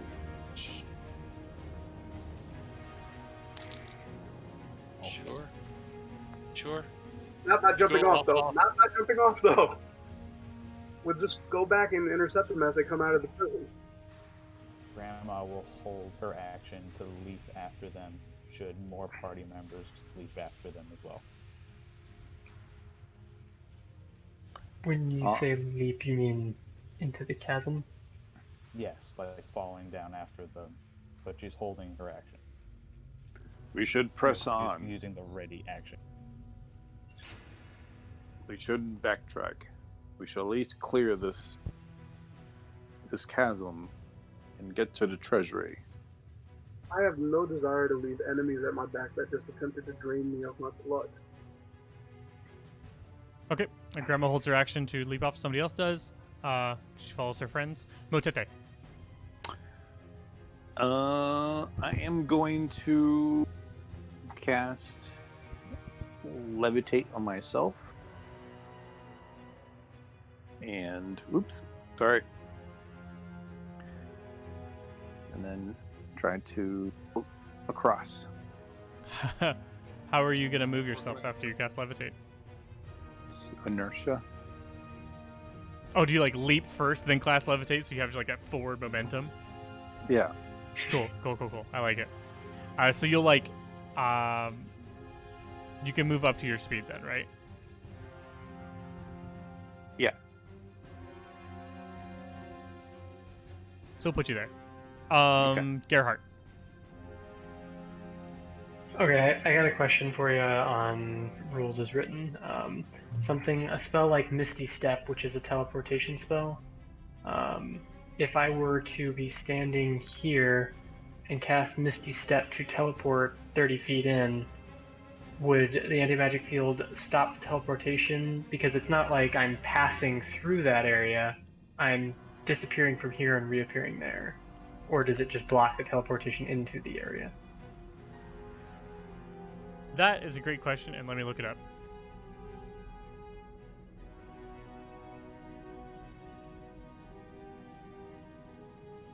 Anybody know the answer to that, actually? Because my gut tells me that it would not The allow answer- teleportation in, but because it's like it's one point to another with no passage in between, where I'm not in the anti-magic field until I appear inside the anti-magic field. What's And the he's point going in the to a middle different of it? plane to do it.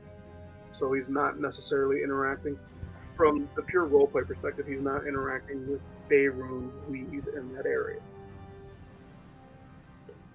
Well, Grandma always says, since we're in the middle of a game, why don't you just do it and find out? That's a good point. I'm not that brave after drawing the dodge on earlier. So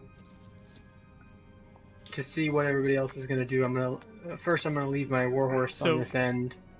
So anti-magic field actually says in the text, magical travel, teleportation, and planar travel fail to work in the sphere, whether the sphere is the destination or the departure point for such magical travel. So you won't be able to do that. Thank you. I feel a little guilty for asking that now because I should have just tried and failed. But I'm going to leave my warhorse here. I'm going to attempt to run and leap across this part to land here. Okay, and what's your strength? With my Gauntlets of Ogre Power is 19. Yep, you can make that leap. Okay, and then I'm going to use the remainder of my movement to get as far as I can and make another leap if I can. So it takes 10 feet of movement to get a running start, and that is another 15 feet basically to get there. So you wouldn't have enough movement to get to the next one. Okay, then I'll just sit where I am. And yeah, the rope Wait, is still... are you dashing? I didn't, but I should. Yeah. Okay, with a I'm- dash you can get 2 more. Okay, then I will do that. So here, or rather here. Yeah, right there. Here, let me more accurately. Yeah, pretty much. And yeah, the rope is still tied to me, but it's now slack between me and Remart, I believe. It's not. It's tied to the other side. So, Oh, okay. Yeah. Well, then, yeah. Misty. I will start running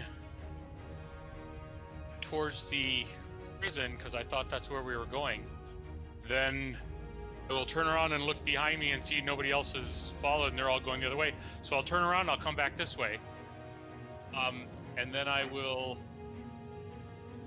bonus action dash and I will get to there and say, how the hell am I supposed to get across? It's my turn. Okay, since you guys, well, let's have Remart have a turn. So Centimir will do things on his turn. Remart. I fly 50 feet straight up. Okay. I hold my action if Centimir appears within 600 feet of me. He's getting shot. Ooh. Let me check how far away the prison is.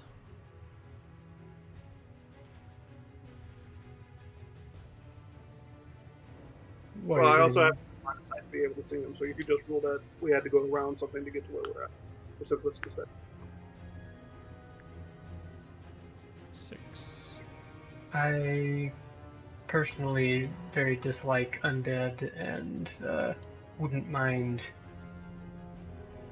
Right, but ending at this him. point, people have started moving across, so I Yeah, don't if- see even an enemy at our back. If we all go in, maybe not simultaneously, but one after the other, and appear there, it's only been a few seconds. We could probably attempt to catch him, and at the very least, catch Mary. Maybe. I'd like some answers as to why they both turned on us. Because she's been trying to free him this whole time. Yeah, I get him turning on us because he was imprisoned, but Mary being an relatively normal person in the employ of the Cardophile, Yeah, that was kind of odd. not happy about it, and I'd like to, It was so predictable. Okay. So you're not gonna try and fire on the Remart? If I see him in my line of sight, I will. But Okay. just assume. I was thinking that it would be highly unlikely I'd have line of sight from just moving 50 feet up from the tavern. The If I biggest do, problem. then I'll take a shot. So the biggest problem is going to be that if we look at the map here, you got a big building anyway. Because isn't the prison all the way over here? Yeah, that's the prison. Which was- This one's the prison here. Yeah, So- I probably don't have line of sight. I'm fine with that. Yeah, I would say the mountain's probably in the way is probably what I would rule here. Yeah, so I'm just Um, holding my action in case they show up. Okay. I'm firing at either Mary or something. No. So I was asking to make sure that's what we were doing, Yes, sir. because No, I'm fine when with we that. determined that, it's basically going to put us out of combat here because Mary and Centimere are actually going to get away. You're not going to have line of sight on them, and then they can just kind of like Centimere could just turn into a bat, and Mary can do other things to just kind of leave the island here. So we're just going to go ahead and leave initiative here as they run away. Protocol's gonna die. That being said, you guys are now kind of trying to get across this platform. There's a bit of a hiccup there. Grandma is on the same platform as the now broken coffin that was holding Centimere. Oh yeah, I forgot about that. Kick it off, I guess. I can go back to doing the ferry idea if you guys want. Get you all up to the spot right before the barrier, and then you could just take the steps over. Grandma, you can take the rope that is currently tied on and use that to assist yourself over. And I'll allow all that. Did you guys kick the thing off? You just kick it off the edge? I'd say that's up to. Looks like she was saying something. Oh, you search it? Yeah, you dig inside of it, and it is empty. There's nothing inside of it. It smells real bad, like somebody who's been in there for months on end without a bath. But other than that, I would say there's nothing inside there.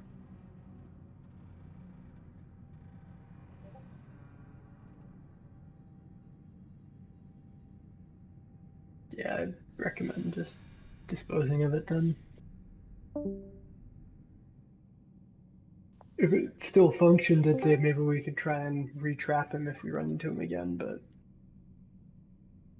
Motete, your levitate inertia kind of brings you here until your levitate dies, and then you just fall there. Given it takes him a little bit of time, could I actually get to him with the broom and bring him down to a stable landing on one of the platforms outside of the barrier? Sure, One if that's right what before Motete wants. Okay. What's that? Is that okay with you? So that you don't run the risk of falling off the platform? Okay. Okay, so yeah, Rebar flies down, grabs Motete, and places him there. I'm worried about somebody falling in and then ending up right next to the two bats right now. So, if you guys are gonna push that thing, so you push that that coffin off, and you watch as it just falls. The orbs that were catching people does not catch this thing, and it falls infinitely into the void and disappears into the mists.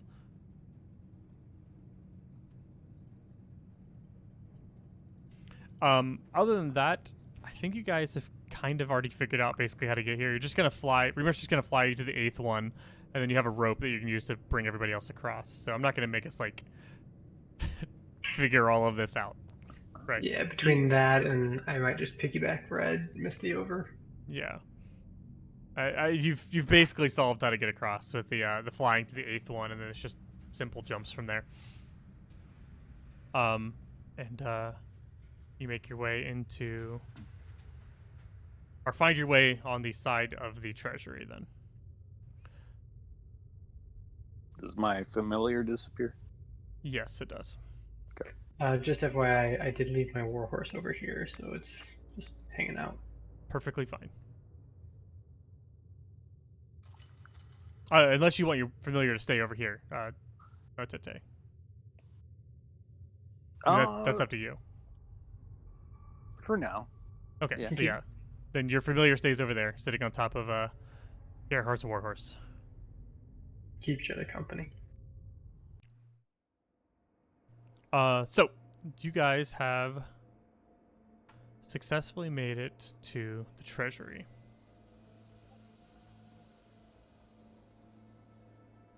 Hopefully there's some money.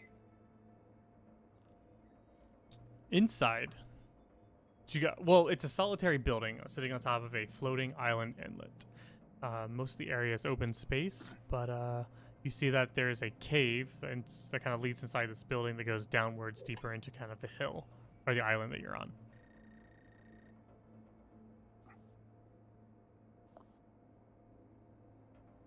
I will mage hand. Your mage hand fizzles. Okay. Seems the anti-magic field is still in effect here. Relay to the party that, as per Cora told me when I initially crossed over, anything that I felt of magical nature, including any of my items or any of my abilities, felt like it was null and void. Ah, yeah. So my strength is lower now, a little bit. Yeah, your gauntlets don't work. Yeah. No, does my Is anybody hurt? Yes, but I can't rectify it until a long rest. I try to use 5 points of lay on hand. Lay on hands actually says it's magical, I think. I had this discussion like Monday, actually. Let me check it real fast.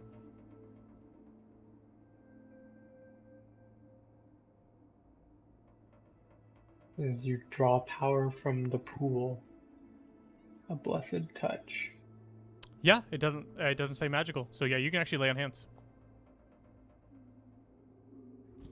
That goes back to that keyword magically. So since it doesn't say that, you can totally lay on hands. That's right. Nothing's stopping the power of Grandma's doing its job. Appreciate it.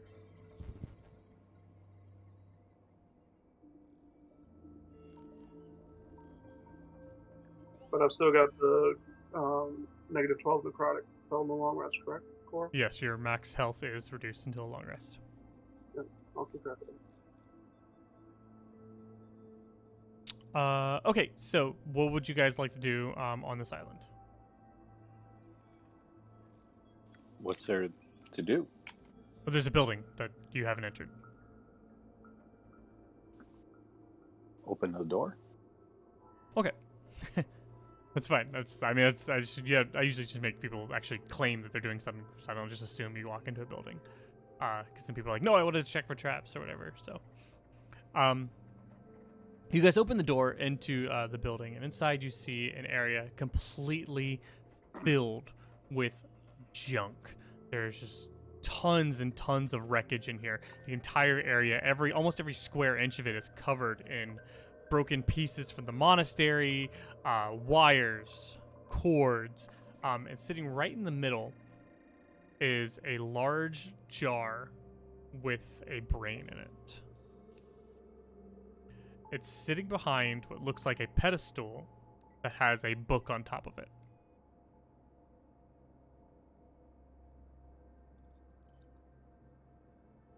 Does Mage Hand still work? Mage Hand fizzles again. And Motete, you would be able to feel like you aren't able to really grasp any of your magic right now. Okay. You're hurt. Go ahead. How big is the room? Maybe like 50 feet circular. 50 feet diameter circular. 50 feet diameter circle. Sure, I got it. I'd like to hide and try to circle around the brain to the back side of it. Okay. Give me a stealth check. I do 28. You feel very hidden as you dive kind of into the junk around you, and you're moving behind the piles as you get behind the brain.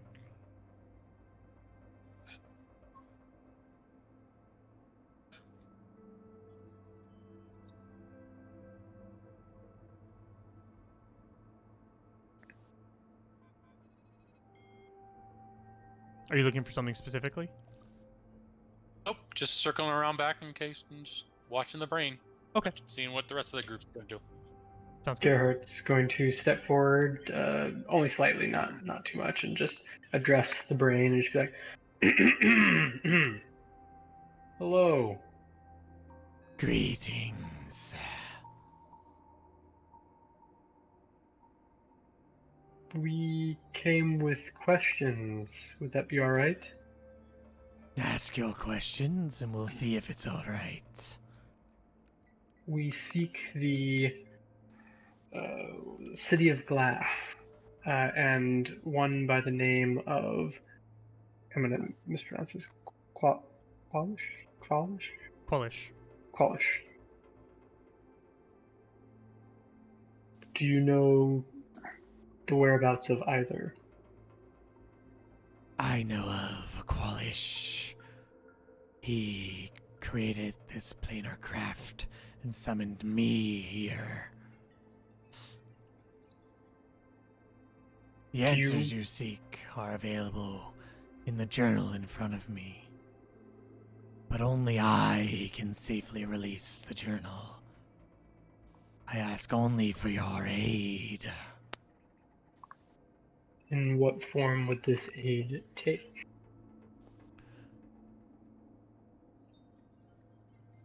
Bring me the body of the defeated Grand Master.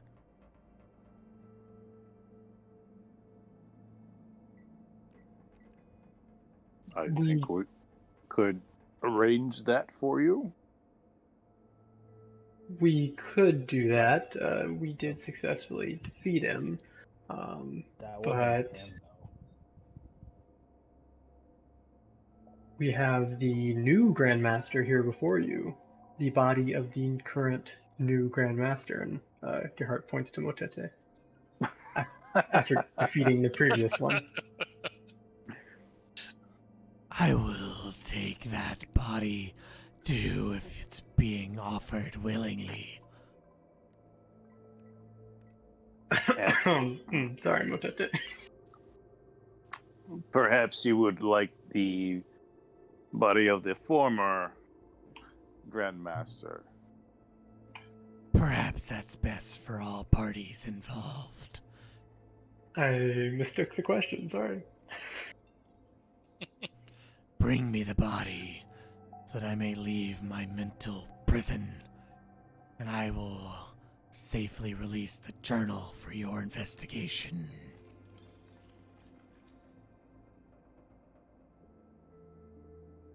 Seems that we will have to traverse the chasm once again. No, we don't.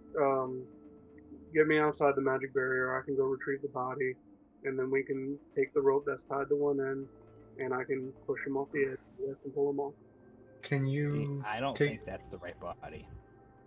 You don't think that's the Grandmaster that was No, the because bot double? that robot was not the Grandmaster. You might just be looking for corporeal host one. But That robot was made from my actual body. The imp inside stole my body and made it mechanical for his own devious purposes. I require it back. Is Divine Sense magical, or can it be used? Or, sorry, I should say, I use Divine Sense, and I will expend one, and we'll see if it actually is effective in here.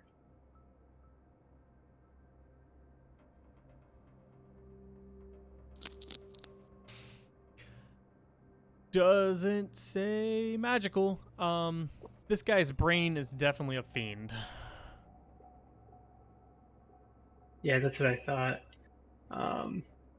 Can I use Insight just to see if he's going... Well, sorry, to see what I can see, but I'm looking for any indication that this brain would not actually live up to his end of the bargain. Give me an insight check.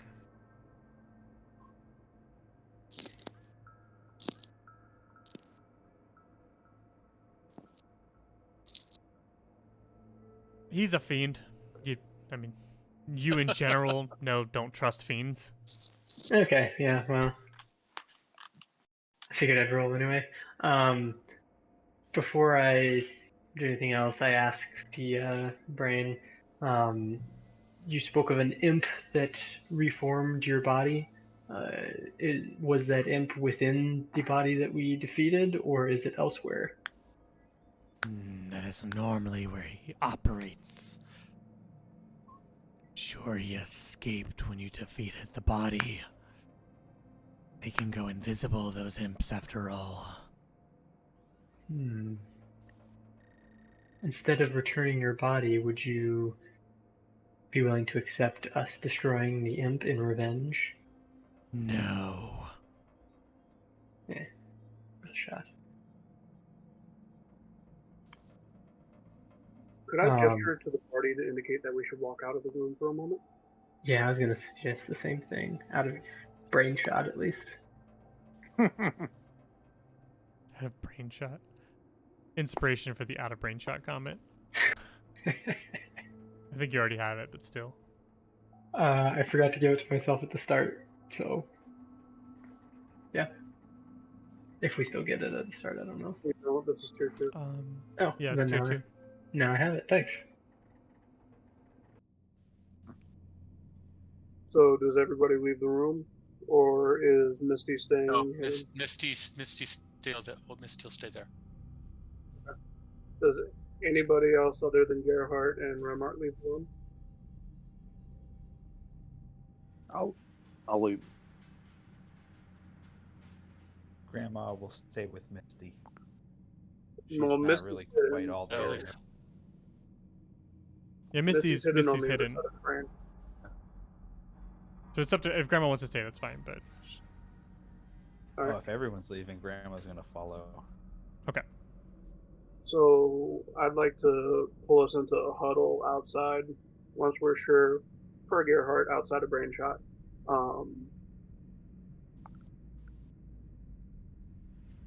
What says we do anything for this creature instead of just destroying its brain and ransacking the area looking for the journal? I would prefer that strategy, but I am powerless here. Yes, being weakened in such a way is not great, but my skin twitches at the thought of dealing with or my skin crawls at the thought of dealing with a fiend that will most likely turn against us. Then why don't we go medieval on it? Take something, bash open this enclosure, destroy the brain. I agree. We should just be cautious. It can't use magic, but I'm sure it has some other advantages over us here. Let's check it for drop.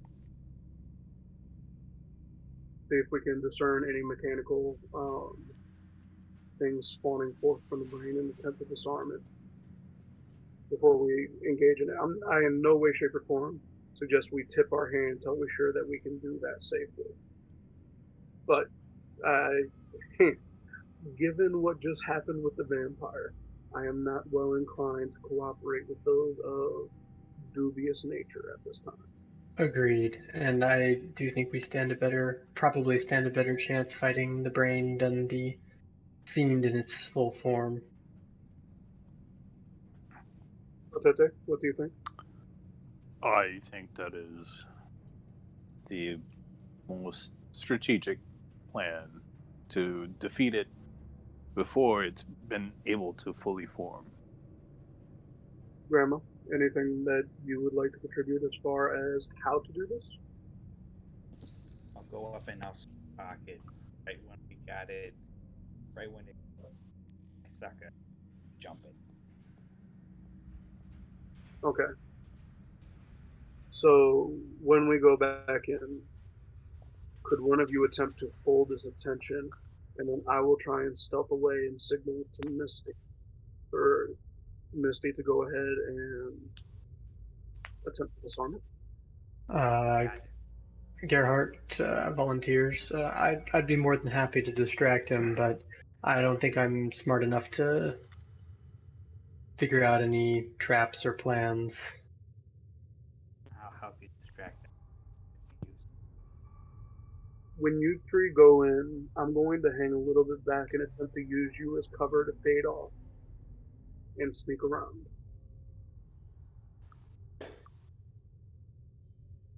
Sounds fine to me. We have a general game plan at this point? Yeah. Let's say that work for you? Yes, of course. All right. Let's get our hands dirty. And as soon as we go, we're going to attempt to stealth away behind the group to circle to the general area that I know that Misty to be in and communicate our plan, because I trust Misty's hands a lot more than I trust mine. Right, Gerhardt, I approach. Again, I say approach, but I get within the distance that I was previously when I was conversing with the brain, and start. I bow before it, draw out my flute, and I say, "Good brain. While my cohorts are retrieving your body as you requested, I thought I might just play a little ditty on my flute to entertain myself. Would that be disturbing to you in any way?" Only if you send your cohorts first to retrieve my body. They are on their way as we speak. Fool! I know the cat one and the one with the broomstick are behind me. I can sense all of you. Do not lie to me. I mean, my horse is on the other side and it's going to retrieve your body. I also sense your horse remains at Damn. the cliff edge.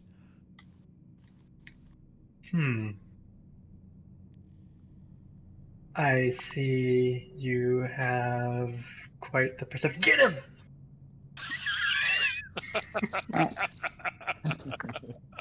If you attack me, this whole building comes down. The journal will be destroyed.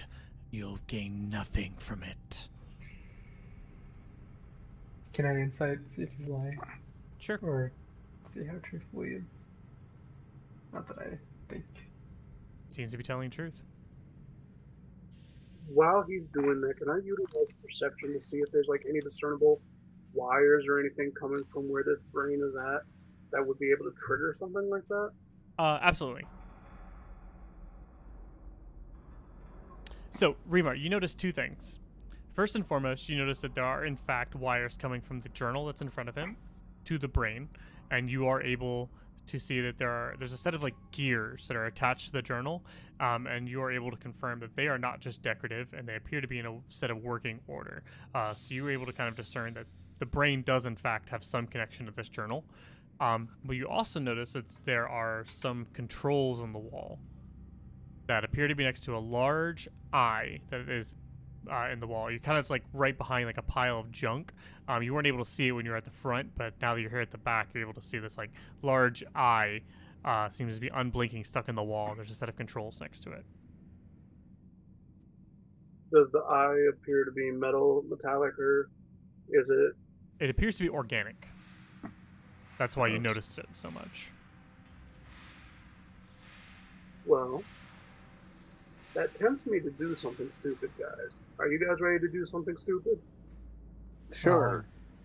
I mean, the brain's already basically bamboozled me, so. Well, you guys said jump it. At that point, having heard that and seeing the eye, I'm gonna take a short sword and stab the eye. Okay, let's roll initiative.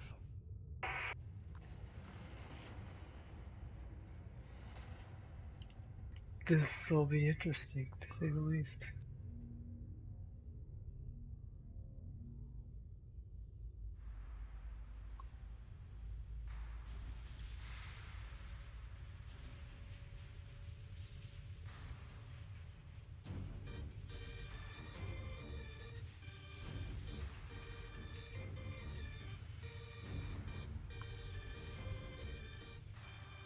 Great.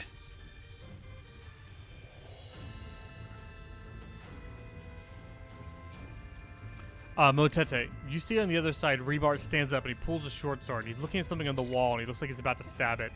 This is right after Gerhard has just said, "Jump him!" What would you like to do? Bash the brain. Okay.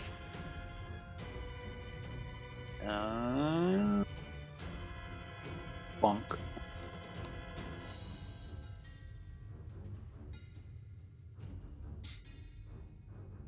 22 will hit for 7 bludgeoning damage. Actually, just 5, because if it's the anti-magic. Yes, that would be correct. So yeah, for 5 bludgeoning damage. End turn? Gerhardt. I am going to attempt the same. I draw my sword and try and strike the side of the glass, or the brain, or whatever you want to call it. Okay. This would just be, it would be 12 to hit with just 12 slashing. Or 13, sorry. 12 to, sorry, it would be 12 to hit, and it would be 12 slashing damage if it succeeds. It's a magic. No, it would It's be. it's not a plus anything. Flame tongue isn't a plus anything though. You're right. Gauntlets. Yeah. What's your strength without gauntlets? Oh, thank you for the reminder. 15. Yeah. So on your character sheet, just unequip your gauntlets, and that'll adjust your strength back to what it was, and that'll update all of your attack rolls as well. Thank you. So 15 is a +2. Correct. So this would actually be an 11 to hit. Yeah, 11 will actually hit. Oh, cool. So then I gotta take the strength out of the damage roll as well. So that'll just be 9 slashing and 2, so 11. It'll just be 11. 2 for dueling, 9 for the slashing, to be 11 total as you cut across this this brain.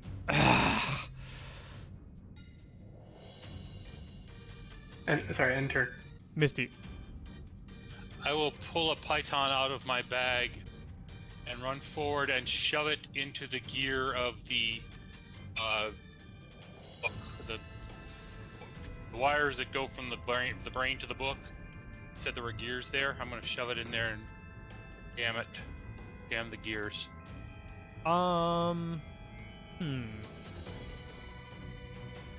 So you go to shove this python in there, and it kind of jams up the gears, but it doesn't seem to necessarily stop. And what happens actually is one of the gears breaks, chink, and all of a sudden the whole island shakes. And the brain goes, Oh. Now you've done it. Can I grab the book? Yeah, you grab the book, you lift it up. It wasn't held back by anything. You see now it's like attached by wires to the brain. Okay. I don't know if I can pull the wire. If I have more movement to more action to pull the wires off, I'll do that. But it's my Yeah. turn. I'll just let you do it. You break the wires off. They're not very thick. They're just wires after all. And now you have this book in your hand, and the whole island shakes more. And begins starts sputtering. Like the ground is like shaking every couple seconds now. Is the anti-magic field still in effect? Yes. Damn. Grandma. Then I will use my. Oh, I'm sorry. Go ahead.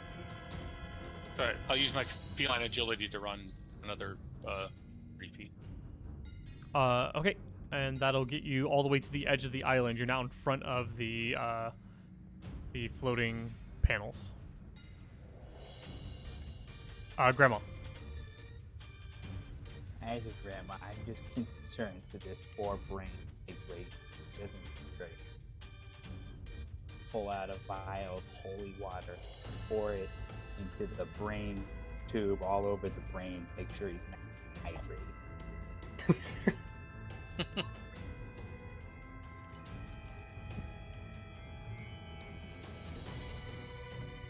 I'm thinking Grandma would just pour it into the tube of water that the brain's floating in and just see what happens. Yeah, that's gonna do radiant damage to him.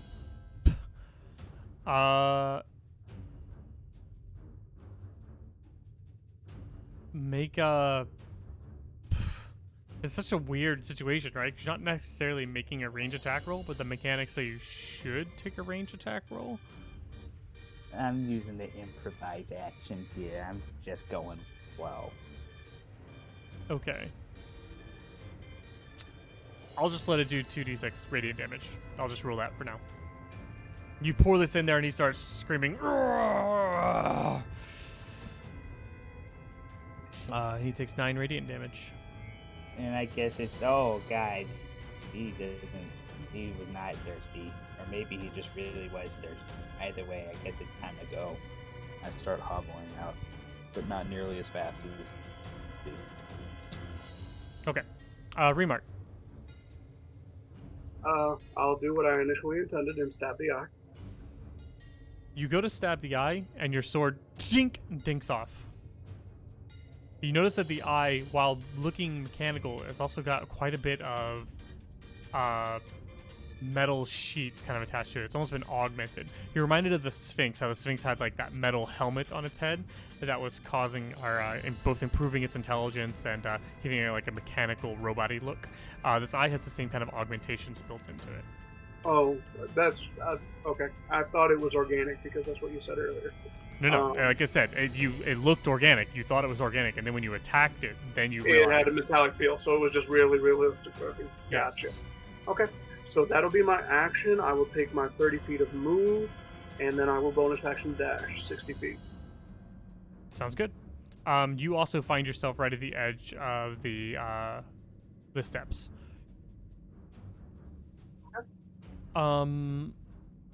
The brain is going to hold its action.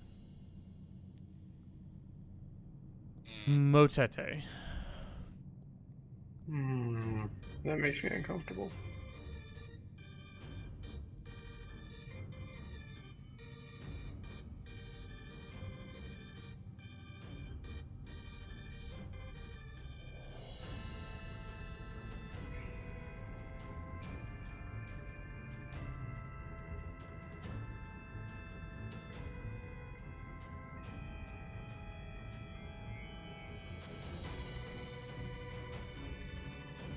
Motete? Oh, sorry, I was muted. Damn it. Happens to the best of us. Perhaps a strategic retreat is in order. And who has the book? Just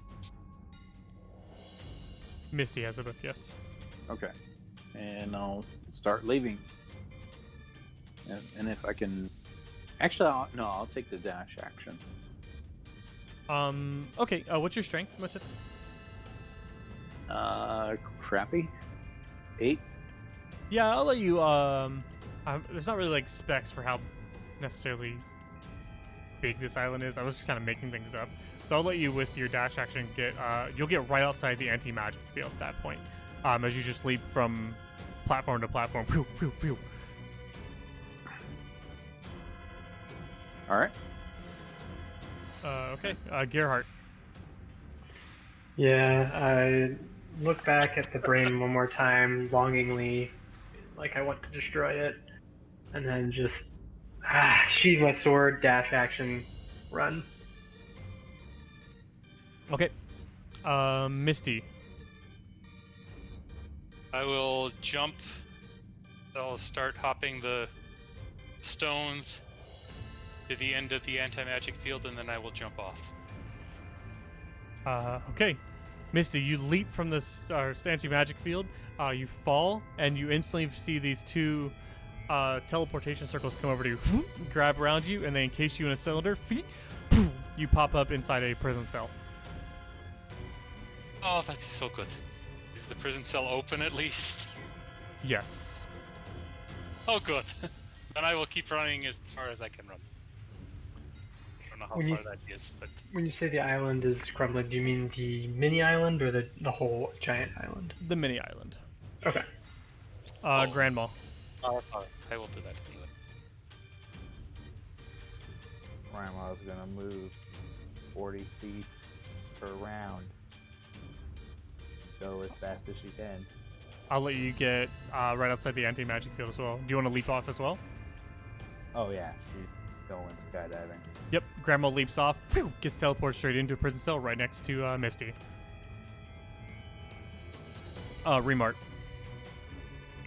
I'm gonna also take the dash action, but as soon as I get out the anti-magic field, instead of going down, I'm hopping on my broom and going. Okay, Remar goes flying into the air. The brain holds an action as well. Motete?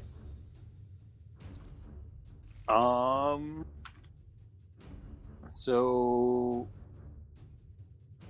I guess I continued hopping across the So you'll be able to Total. get up to the first gap because you won't be able to make that jump because it's too far for you. I'll cast levitation. Okay, so then as you're leaping, you cast levitation and you just go flying across. You'll be out of safe. Gerhardt, Where am I? How far did I make it on my last dash? you are at the edge. Okay, but still in the anti-magic field. Yes, you're on the island still. You're on the edge of the island. How far am I away from the brain?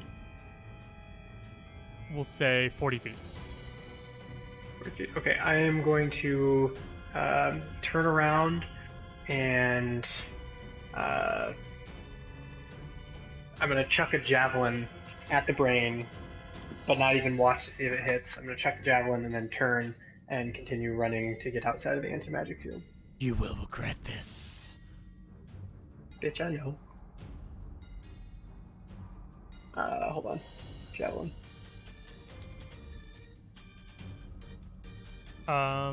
It's a disadvantage, right? You're 40 feet away. Correct. Thank you for the reminder.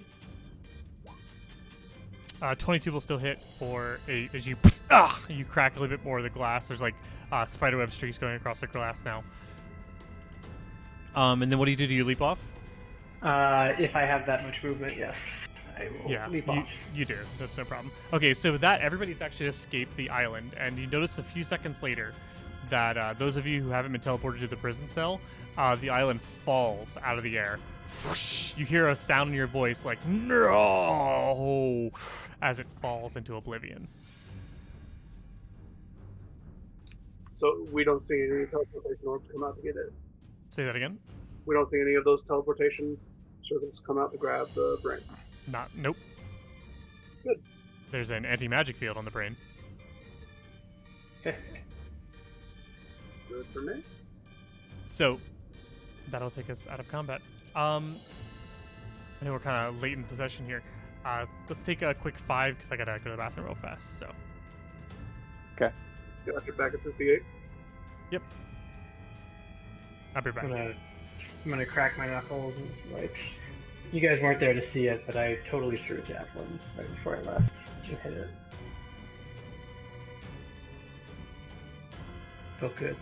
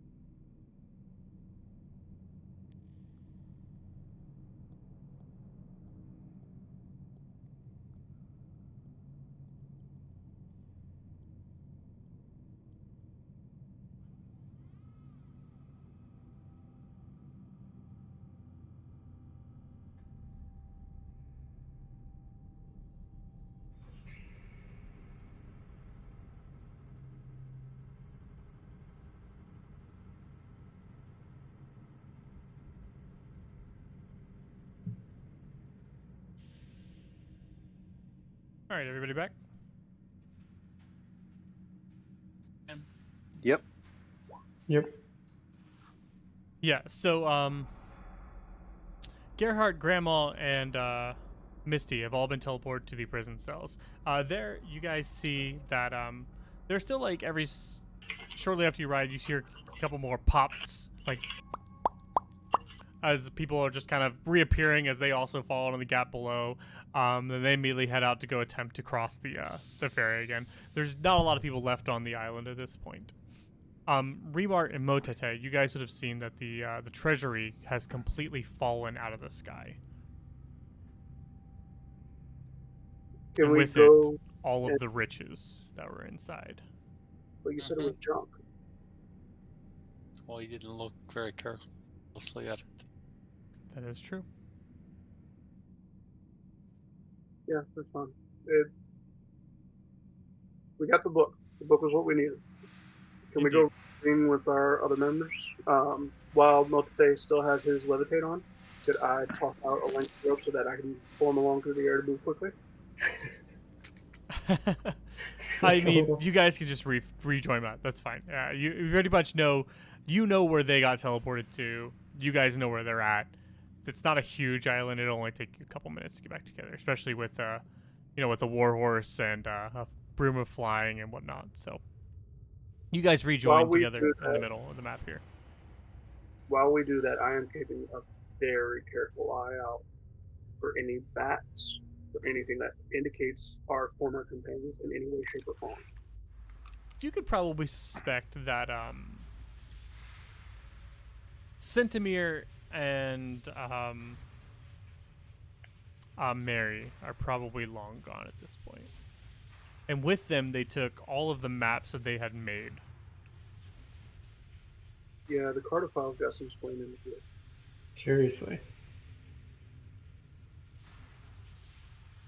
Those are his people, and I'm holding him responsible by extension. So, you guys have this journal. What would you open it up, and you see that the journal belonged to Kwalish himself. Inside of it are kind of tons of notes that includes instructions and raw materials for both crafting the artificial bodies for the brains in the jar, so you could turn the brains into actual people, or mechanical bodies. The means for constructing a flying craft useful for escaping the monastery. This is basically how you would create one of the skiffs that the people have been using to get away. And you also see that there is instructions for building quite of an ambulatory craft capable of crawling up and down mountain slopes. That you could use to kind of move through the barrier peaks easily. These are just design plans, correct? What's that? These are just design plans, not anything indicating like there's a garage or something on the island. They're design plans, yeah. Okay. And there's also tons and tons and tons of notes about this city of glass. It almost seems that Kwalish was almost obsessed with it at this laboratory.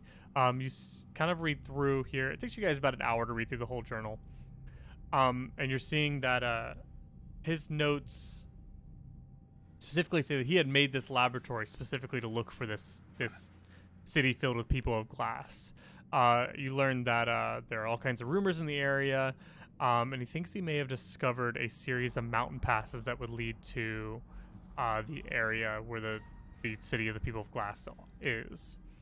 You see kind of instructions on where this mountain pass was and his suspicions. But he also talks about a planar gate that he has designed on the planar craft you're on now that opens up to some other realm. One of the last things he writes about is how he's going to open the gate tomorrow. And that was pretty much the last journal entry. With that journal entry, do we have a date that indicates when the tomorrow was? You do not. We It have has like any- a date, like a month and a day, but not a year.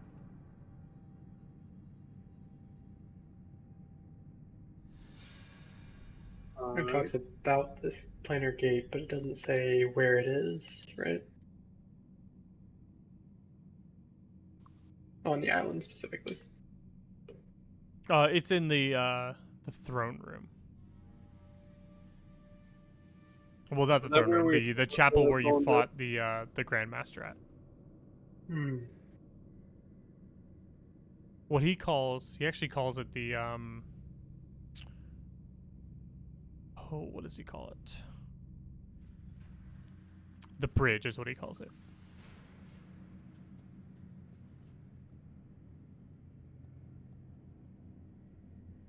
What do you guys think? Should we go investigate this bridge? Air quotes. There's a part of me that wants to see if we can potentially hijack the control room and move this whole thing to the other side of this great chasm, towards the direction that we suspect the city of Glass being. So I will also say that as you're kind of reading through this journal, you kind of get some idea of the specs of this planar craft, and you start to learn that this whole island was actually a ship at some point that he had used to travel between the planes, and it was this mobile laboratory. In order for it to stay aloft, it needs to have a steady supply of these charged cells that he's developed. You guys have seen some of the charged cells around the area, but all of them seem to be either depleted or mostly used up. Then you kind of realize there was a few like fully charged ones inside the treasury, which is now at the bottom of the pit. And from that, I would say that collectively as a group, you guys have gathered that this ship isn't going to stay up in the air for more than another, or for too much longer, without a steady supply of fuel to it. Do we, based on the information that we have, do we think we have enough to potentially get to the other side? Yeah, you guys can. You learn where there's like caves and entrances that will take you to where he suspects the city of the people of glass is. You could just grab a skiff and navigate a skiff across the pit to where these caves are on the other side. Anyone particularly have a desire to stay? Not if this thing's coming crashing down. Yeah, for sure. Well, I think we should take the path that he spoke of through the mountains. okay. My only question is, do we go and put those drains that are going down with the ship out of their misery before we go? They don't need our assistance. Then they just crash and burn with the whole thing. Okay. They are undead, so I was Fair. thinking if That's Geralt fair. might consider They might. saving them, but I was gonna say they might live through the crash, potentially. Depending on how far of a drop we're talking. Alright, so we have a game plan. Instead of any concern of ours, Sorry, Matete, I didn't mean to speak over you. just saying that it was their fate is no concern of ours. if they were living or not undead abominations, I would consider going back to try and offer them a way out. But I have no interest in creatures like that. Logistically, I don't believe we could remove the brains to a safe location in time. Yeah, that wasn't what I was suggesting. I was suggesting we put them out of their misery so they didn't suffer through the fall. A mercy killing. Mercy re-killing. Of sorts, yes. I think. But you guys indicated your preference, and I'm completely fine with that. I was more laying the option out there. Seems to me an abrupt fall is quite merciful. Yeah, this whole island is due to be destroyed so that it doesn't fall into the wrong hands anyway.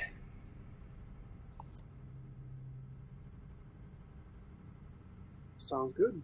Shall we go in and see if we can commandeer a skiff? Indeed. A skiff is. Can you describe what the skiff looks like? Is it like a like a small barge, small boat, or is it like a motorcycle size? It's Do I have a handout of what a Marinaloth looks like?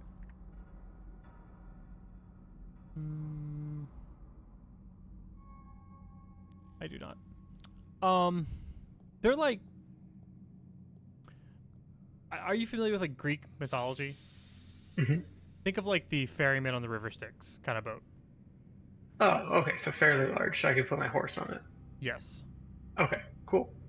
And when you guys came across the first time, you didn't come across. You were in the prison cells. Correct. The ferry is large enough; it could hold about 20 people on it. The ferry, not a skiff. Yeah, it's a ferry. It's called a skiff because it's owned by Marinaloth, but it's basically a ferry. I see. Okay. I would make sure that there are no survivors on the island before we depart, or just take off. There's still a few people here and there. You guys see people that are either wanting to stay or too hurt to move at this point. They've just been beaten alive by other people, or just insane. There's a few people just like sitting in a corner, like scratching at a wall, and, like muttering to themselves about following the Grandmaster's orders. I would offer to help them, but at this point, it's survival of the fittest.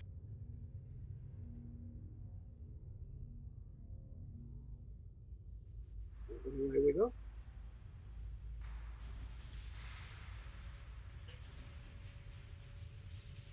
Okay, so you guys are jumping in a skiff?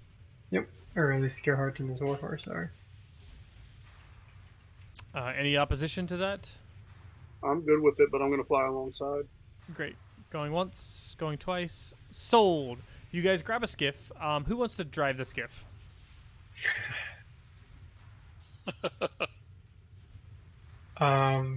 If no one else offers to, Gerhardt will rub his hands together and be like, Yeah, it's Right. probably not best that I do it. I mean, I still have my license technically, but I probably shouldn't. I've got no experience or idea what I'm doing, but I'll give it a shot. What sort of skill is required to operate the skiff? So you get onto the skiff, you see there's kind of a control panel at the back with all kinds of button and levers. And then next to it is kind of a strange looking oar. It's shaped like an oar, but it has like these glowing lights on it and these wires that lace up and down the sides. And when you pick it up, you realize that you can kind of use it to push the air to kind of navigate the skiff, but the skiff will move forward on its own if you can figure out the controls and how to move it. Okay. Gerhardt looks around. There's also the Marinaloth you could speak to, who's just sitting there with his hand out. Oh, I forgot about him. Can I try to figure out the control? Sure. Give me an intelligence check. Thank goodness someone else did this. Motete, you've like, you're a genius. You're like, well, the green button is obviously go. The red button is stop. This lever goes forward. It takes you 4 seconds to kind of figure out what all these controls do, and you have this skiff humming like a kitty cat. And you move it forward, you grab the oar, and you kind of start directing it as a rudder in order to move the skiff around, and the skiff just putters along. And with no time, you find yourselves on the opposite side in the cave system that is written about in the journals. Whew. So glad somebody else took over the controls. Pretty sure we would have crashed and died. The whole time across, I'm standing next to Motete going, what do you think that does? What do you think this button does? Should I press this button? I'll press it. You think this button is good? No. Give me that. Don't touch that. Hush, hush, hush. Let the nice, handsome necromancer do his thing. So, at this point, you guys are going to end up wandering through cave systems for a couple days, so you may take a long rest. Ooh, sweet. Yeah. Yay, no more necrotic damage. 2 of your back. Does lay on hands back.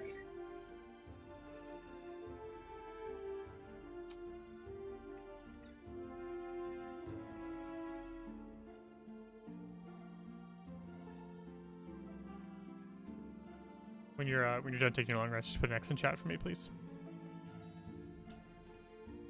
This will be a couple days, so if you get extra charges at dawn, you'll probably end up being full charges.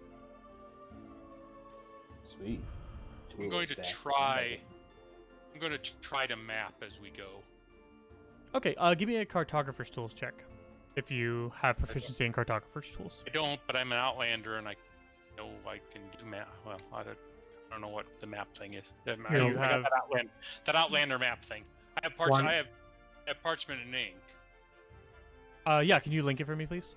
That thing. Perfect, thank you. Yeah. Thank you, You Gerhard. can recall the general. Mhm. Yeah, that's right. I'm also a wanderer, so. Okay, As so yeah, you so you're able to like mentally imagine it really, really well. Give me just a. We'll do either a dexterity or an intelligence check with just flat, since no proficiency, so you don't have cartographer's tools proficiency, and we'll see how good your maps look then. Because you're able to kind of Can, recall everywhere you've been at this point. Yes, So you- can Gerhard assist as an also using wanderer? absolutely.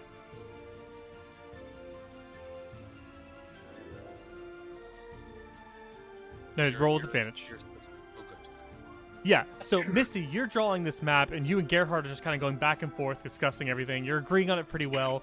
As you're moving, your hand is very dexterous. You have great penmanship. You took calligraphy in high school. Like, your maps look fantastic. And you look at it and you go, yeah, he'll probably be pretty happy with this. If we don't beat him to a pulp first. All my eyes have little hearts over them. Oh my gosh, all this time I could have been using my extra attack on those attacks and I forgot about it. Oh well. So, after a few days of kind of following the journal's advice, you've come to like several blocked areas. You can tell that there's been like almost purposeful cave-ins here blocking these areas, but eventually, after about 3 days, the group finds a path that leads out of the mountains. You come out into a valley that overlooks a city. In front of you is the legendary lost city, Dioen Gluon. It's spreading out before you in this kind of narrow mountain vale. There's ancient and intricate stone towers kind of rising up out of the valley floor, though many of them look like they've kind of toppled against one another to form these dangerous-looking walkways that extend between the ruins. The rooftops and the upper levels of the tower are strewn with vines and foliage, but a strange gleam extends across the lower reaches of the city, presenting an almost transparent barrier some 30 feet above the ground, visible only where it catches the light. So you see there's almost like this film about 30 feet off the ground. Everything below that barrier is unnaturally clean, and it shows no signs of vegetation or life. But then you see the legendary people themselves, all throughout the town, as if they're continuing their daily activities but not moving, are statues made of pure glass. They shimmer in the light of the morning sun as you glare down into the valley. Let me show you what you see. I'm wondering, is this raw glass that they're made of, or is it like polished glass? Like, are they smooth or are they jagged? Eddie.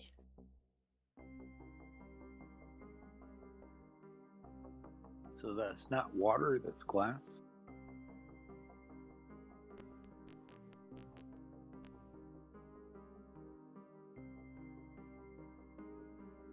So you guys are up here on this cliff top, kind of overlooking. That is not necessarily water. That's like this thin film that you guys are seeing. As the light kind of like diffracts in certain areas, you could just see this weird line going across the entire city. Everything below that line, it's perfectly clear. It doesn't look that blue color that you see there. It's perfectly clear. But everything below that is unnaturally clean. There's no life there. And all throughout the city, you see these statues of people kind of moving, not moving. They look like they're set up throughout the city. They're statues, so they're not moving. Everything above the line is covered in vines, vegetation. Some of the buildings are kind of floating right there on the lines, just kind of half submerged.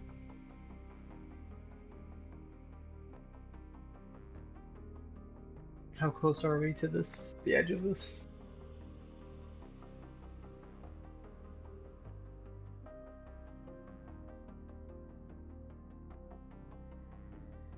One second, I'm adjusting my map for stream. Sure.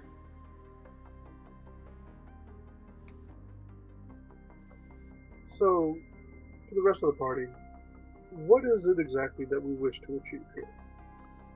So you are you're on like this cliff face. You just came out of this cave, and you just came out of this cave into this open valley that you see before you. So you're just kind of on this cliff edge overlooking. You're not really like next to the city right now. Okay. In response, I would say, well, our original goal was to map this place for the cartographer. Now I'm more interested just in discovering what we can find here and learning about this place and learning about Kwalish.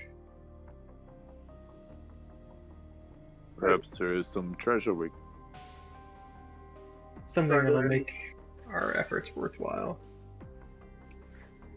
Well, if it looks like you could go swimming, I'll make it easier for you, and I'll take off Eddie's old. I'll put on lighter armor for you.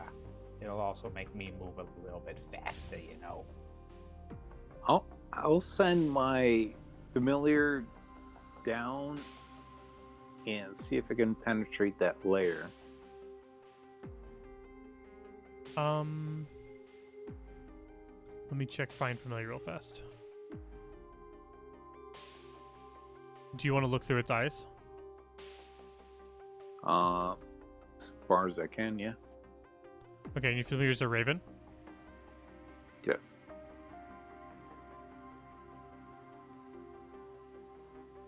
Okay, so you look through your familiar's eyes, and you fly it down there. It gets right up to the film. Do you want it to? You just want to see if it penetrates the film? Mm-hmm. Okay, it goes right through the film and then pops out of existence.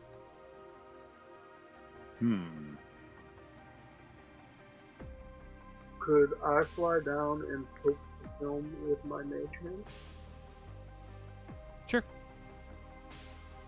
How close do you want to get?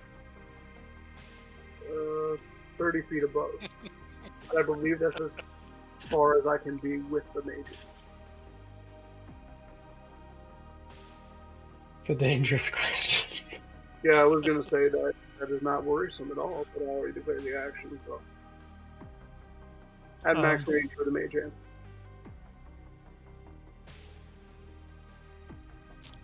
Okay, so you go flying 30 feet above this film, and you send your mage hand down there, and then your mage hand goes down into it. You see it floating on the other side of the film. No visible interaction? It goes right through it. Okay. I will take my mage hand and go and grab some organic matter from some of the sides outside the area of the film and attempt dropping that in. Okay.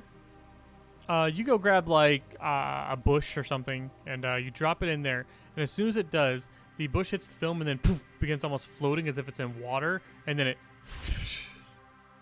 slowly dissipates as it almost melts away. I go and report my findings to the rest of the party. It's like some sort of shell that's anti-life. I shake my head. I've had a few too many encounters with muses in my past, and this makes me uncomfortable. I don't like things that melt. in character or out of character, Gerhardt doesn't actually know what an anti-life shell is. I was talking about in character. That's Ramart thing, because that's where he got his boom from. Was from dealing with the oozes.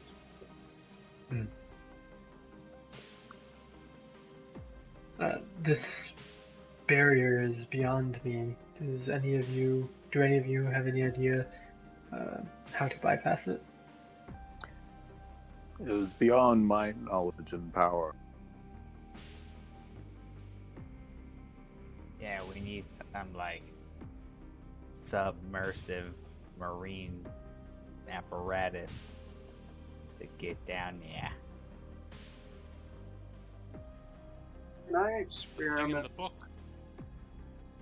while you guys researching the book? Can I experiment with different materials and try doing like stone, maybe firing off one of my arrows to see how the metal on the arrow reacts, just to get a different feel for how the film interacts with different materials. Okay. So you throw a stone in there.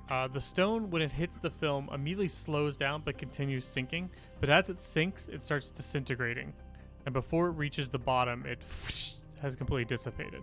You shoot your arrow in there. The arrow almost stops about 5 feet down, and then you watch as the arrow disintegrates as well. I will report those findings again to the rest of the party and say, while you guys brainstorm, I'm going to see if I can track down a rabbit or something. You're really quiet, Variable. Sorry, can you hear me better now?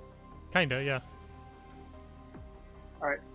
While they're brainstorming, I would like to go see if I could track down a rabbit or something of that nature and catch it alive. Give me a survival check. Throw a rapid in there. We do bad things in the name of science, folks. I object slightly. You aren't able to find a rabbit. Well, not able to find it anyways. My familiar was destroyed. Give me a perception check, Remark, as well. Okay, we'll do. However, the mage hand was not. So while you're kind of here looking around, experimenting and stuff, you notice that floating beneath the film every so often you see there are kind of bones of various types of animals that are just kind of floating almost in midair right below the film. So you see things like a wolf that's just bones, just a skeleton, everything else is kind of disintegrated. You see like a couple bunnies here and there floating around. Their bones are just kind of floating right below the film's level. But the bones maintained despite the stone disintegrating. Correct? Correct. Interesting. Your stone disintegrated, but your arrow did not, right? The Oh, the arrow arrow also disintegrated. disintegrated. Arrow also did. Okay. But the stonework or masonwork of the buildings that are submerged in there are not disintegrating. Also correct. Am I I think- close? Sorry. Go ahead. I think what we can glean from this is that we should not fall into this area, and we should take care not to stay above it at all times. Can I hop on my warhorse and kind of ride around the perimeter, or would that take too long? It's pretty big. Okay. This is the whole town. Like you'd be doing a lap around an entire town. Am I close enough to? Are there any of these buildings essentially that I could reach without actually falling in or going in? Yeah, so there's a lot of these collapsed towers all over the place. You can almost use like bridges to cross the town above the film. Can I take a chunk or break off a chunk of the building and drop it in and see if whatever mason work was used to make them also disintegrates? Okay. You take a chunk. What are you doing to get a chunk? Say I use the butt of my sword. Okay. One sec.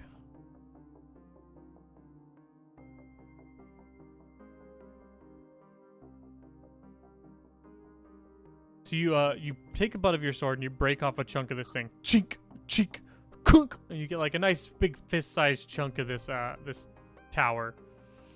And you drop it into the ooze, and you watch as it slowly falls to the bottom. And when it hits the bottom, it dunk and just lays there. Then you hear the sound of a whirling.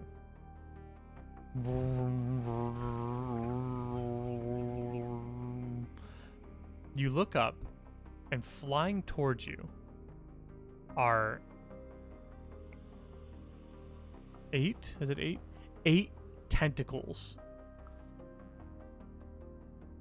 are flying across the air at you, straight towards you. That's what will end our session. It's not sound good. No, it does not. Interesting.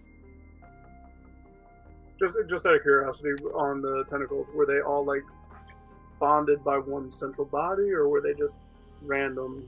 They're tentacles? floating in the air, separated from each other. Interesting. Bizarre. Okay. So, that is where we'll end for this week. Next week, you guys will get to explore Dalwyn Glwyn. You don't die. I would say, depending on how far you guys get next week, it's probably 2 sessions to go to finish this module. You guys are pretty much, this is the halfway point right here. So it kind of just depends on how much exploring you do and how quick you solve certain puzzles and stuff. So we have about 2 more weeks at least of this. It might be 3. Thank you for running. Yeah. This has been fun. Good session. See who dies next week to some flying tentacles, am I right? Don't say that. We'll be fine. I'll say you guys are all down near the edge of the town while he was messing with the edge of the building. So instead of like some people up on the cliff edge or whatever. Yeah. But yeah, cool. We'll start same time next week, 8:30. And you guys get 3 hours worth of rewards, which in tier 2 is 90 gold pieces. Yep, same as last time. 90, yeah. Just make sure you don't exceed your hourly GP rate. This is not a hardcover, so you are not getting rewarded for a level until the end of the module. Out of curiosity, would we We lose out on. yeah, what we lose out on in that treasury? Do you really want to know? I'm gonna burn. Yes and no. Part of me says no because if I ever run this again, I kind of want to be surprised. But I'm Well, also we'll put it to a vote. Okay, so if you don't want to know, go ahead and hop out a call. If you do want to know, I will announce it. I abstain. Yeah, I do want to know actually. I'm curious.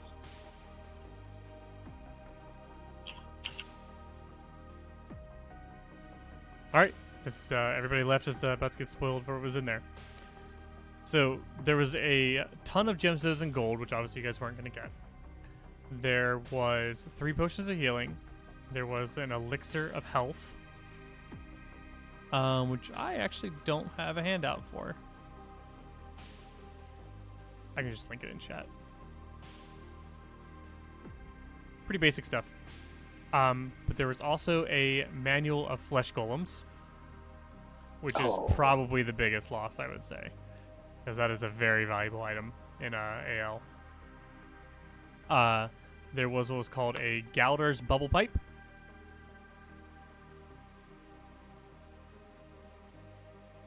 Allows you to cast Fog Cloud, Misty Step with some charges. It requires 2 minutes, but I mean, Misty Step with charges is actually pretty good, I would say. Yeah. And the last thing that was in there was Howard's Hireling armor.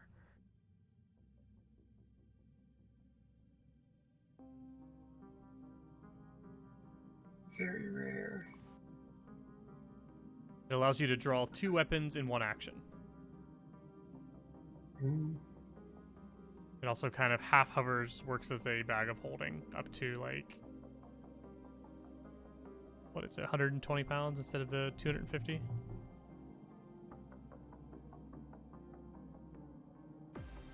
Lesson learned, we now have to pour over everything with minute care. The treasury also had a bunch of charged cells, which you guys could have used to kind of create any of those crafts you had learned about in the journal. But since they all fell to the bottom, you couldn't actually make any of the crafts that were in the journal. Would have made it easier for you to get through the mountains, would have made it actually easier for you to travel through this city as well. It's fine. We'll make it work. Yeah, I mean, that's part of the game.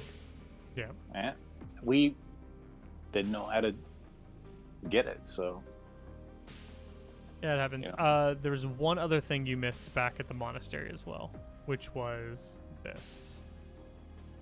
Whoa, Oh. that's grotesque.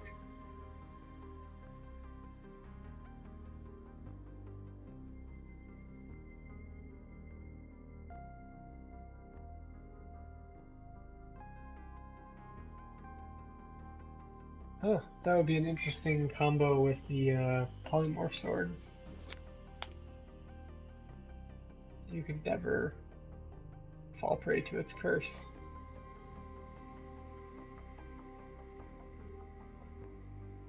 All right.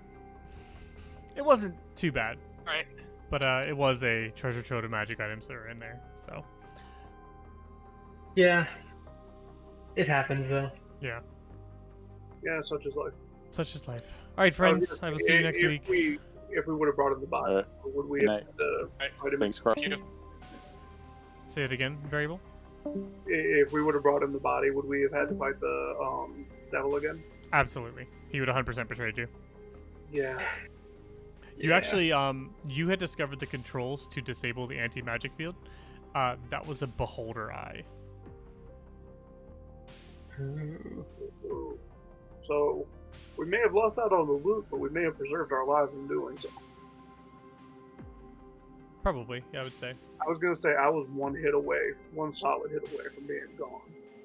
That the Grandmaster doesn't mess around. He if he crits, it's real bad. Yeah, I was gonna say I remember you telling us from the prior session that if he hadn't rolled like garbage the entire session, that we would have had a much more difficult fight on our hands. Absolutely, absolutely true. So All right, I'm gonna head to bed. Good playing, guys. See you next week. Thanks. see you next week. Likewise, thank you. And that'll be the end of stream. If you're still here, thanks for watching. Ugh,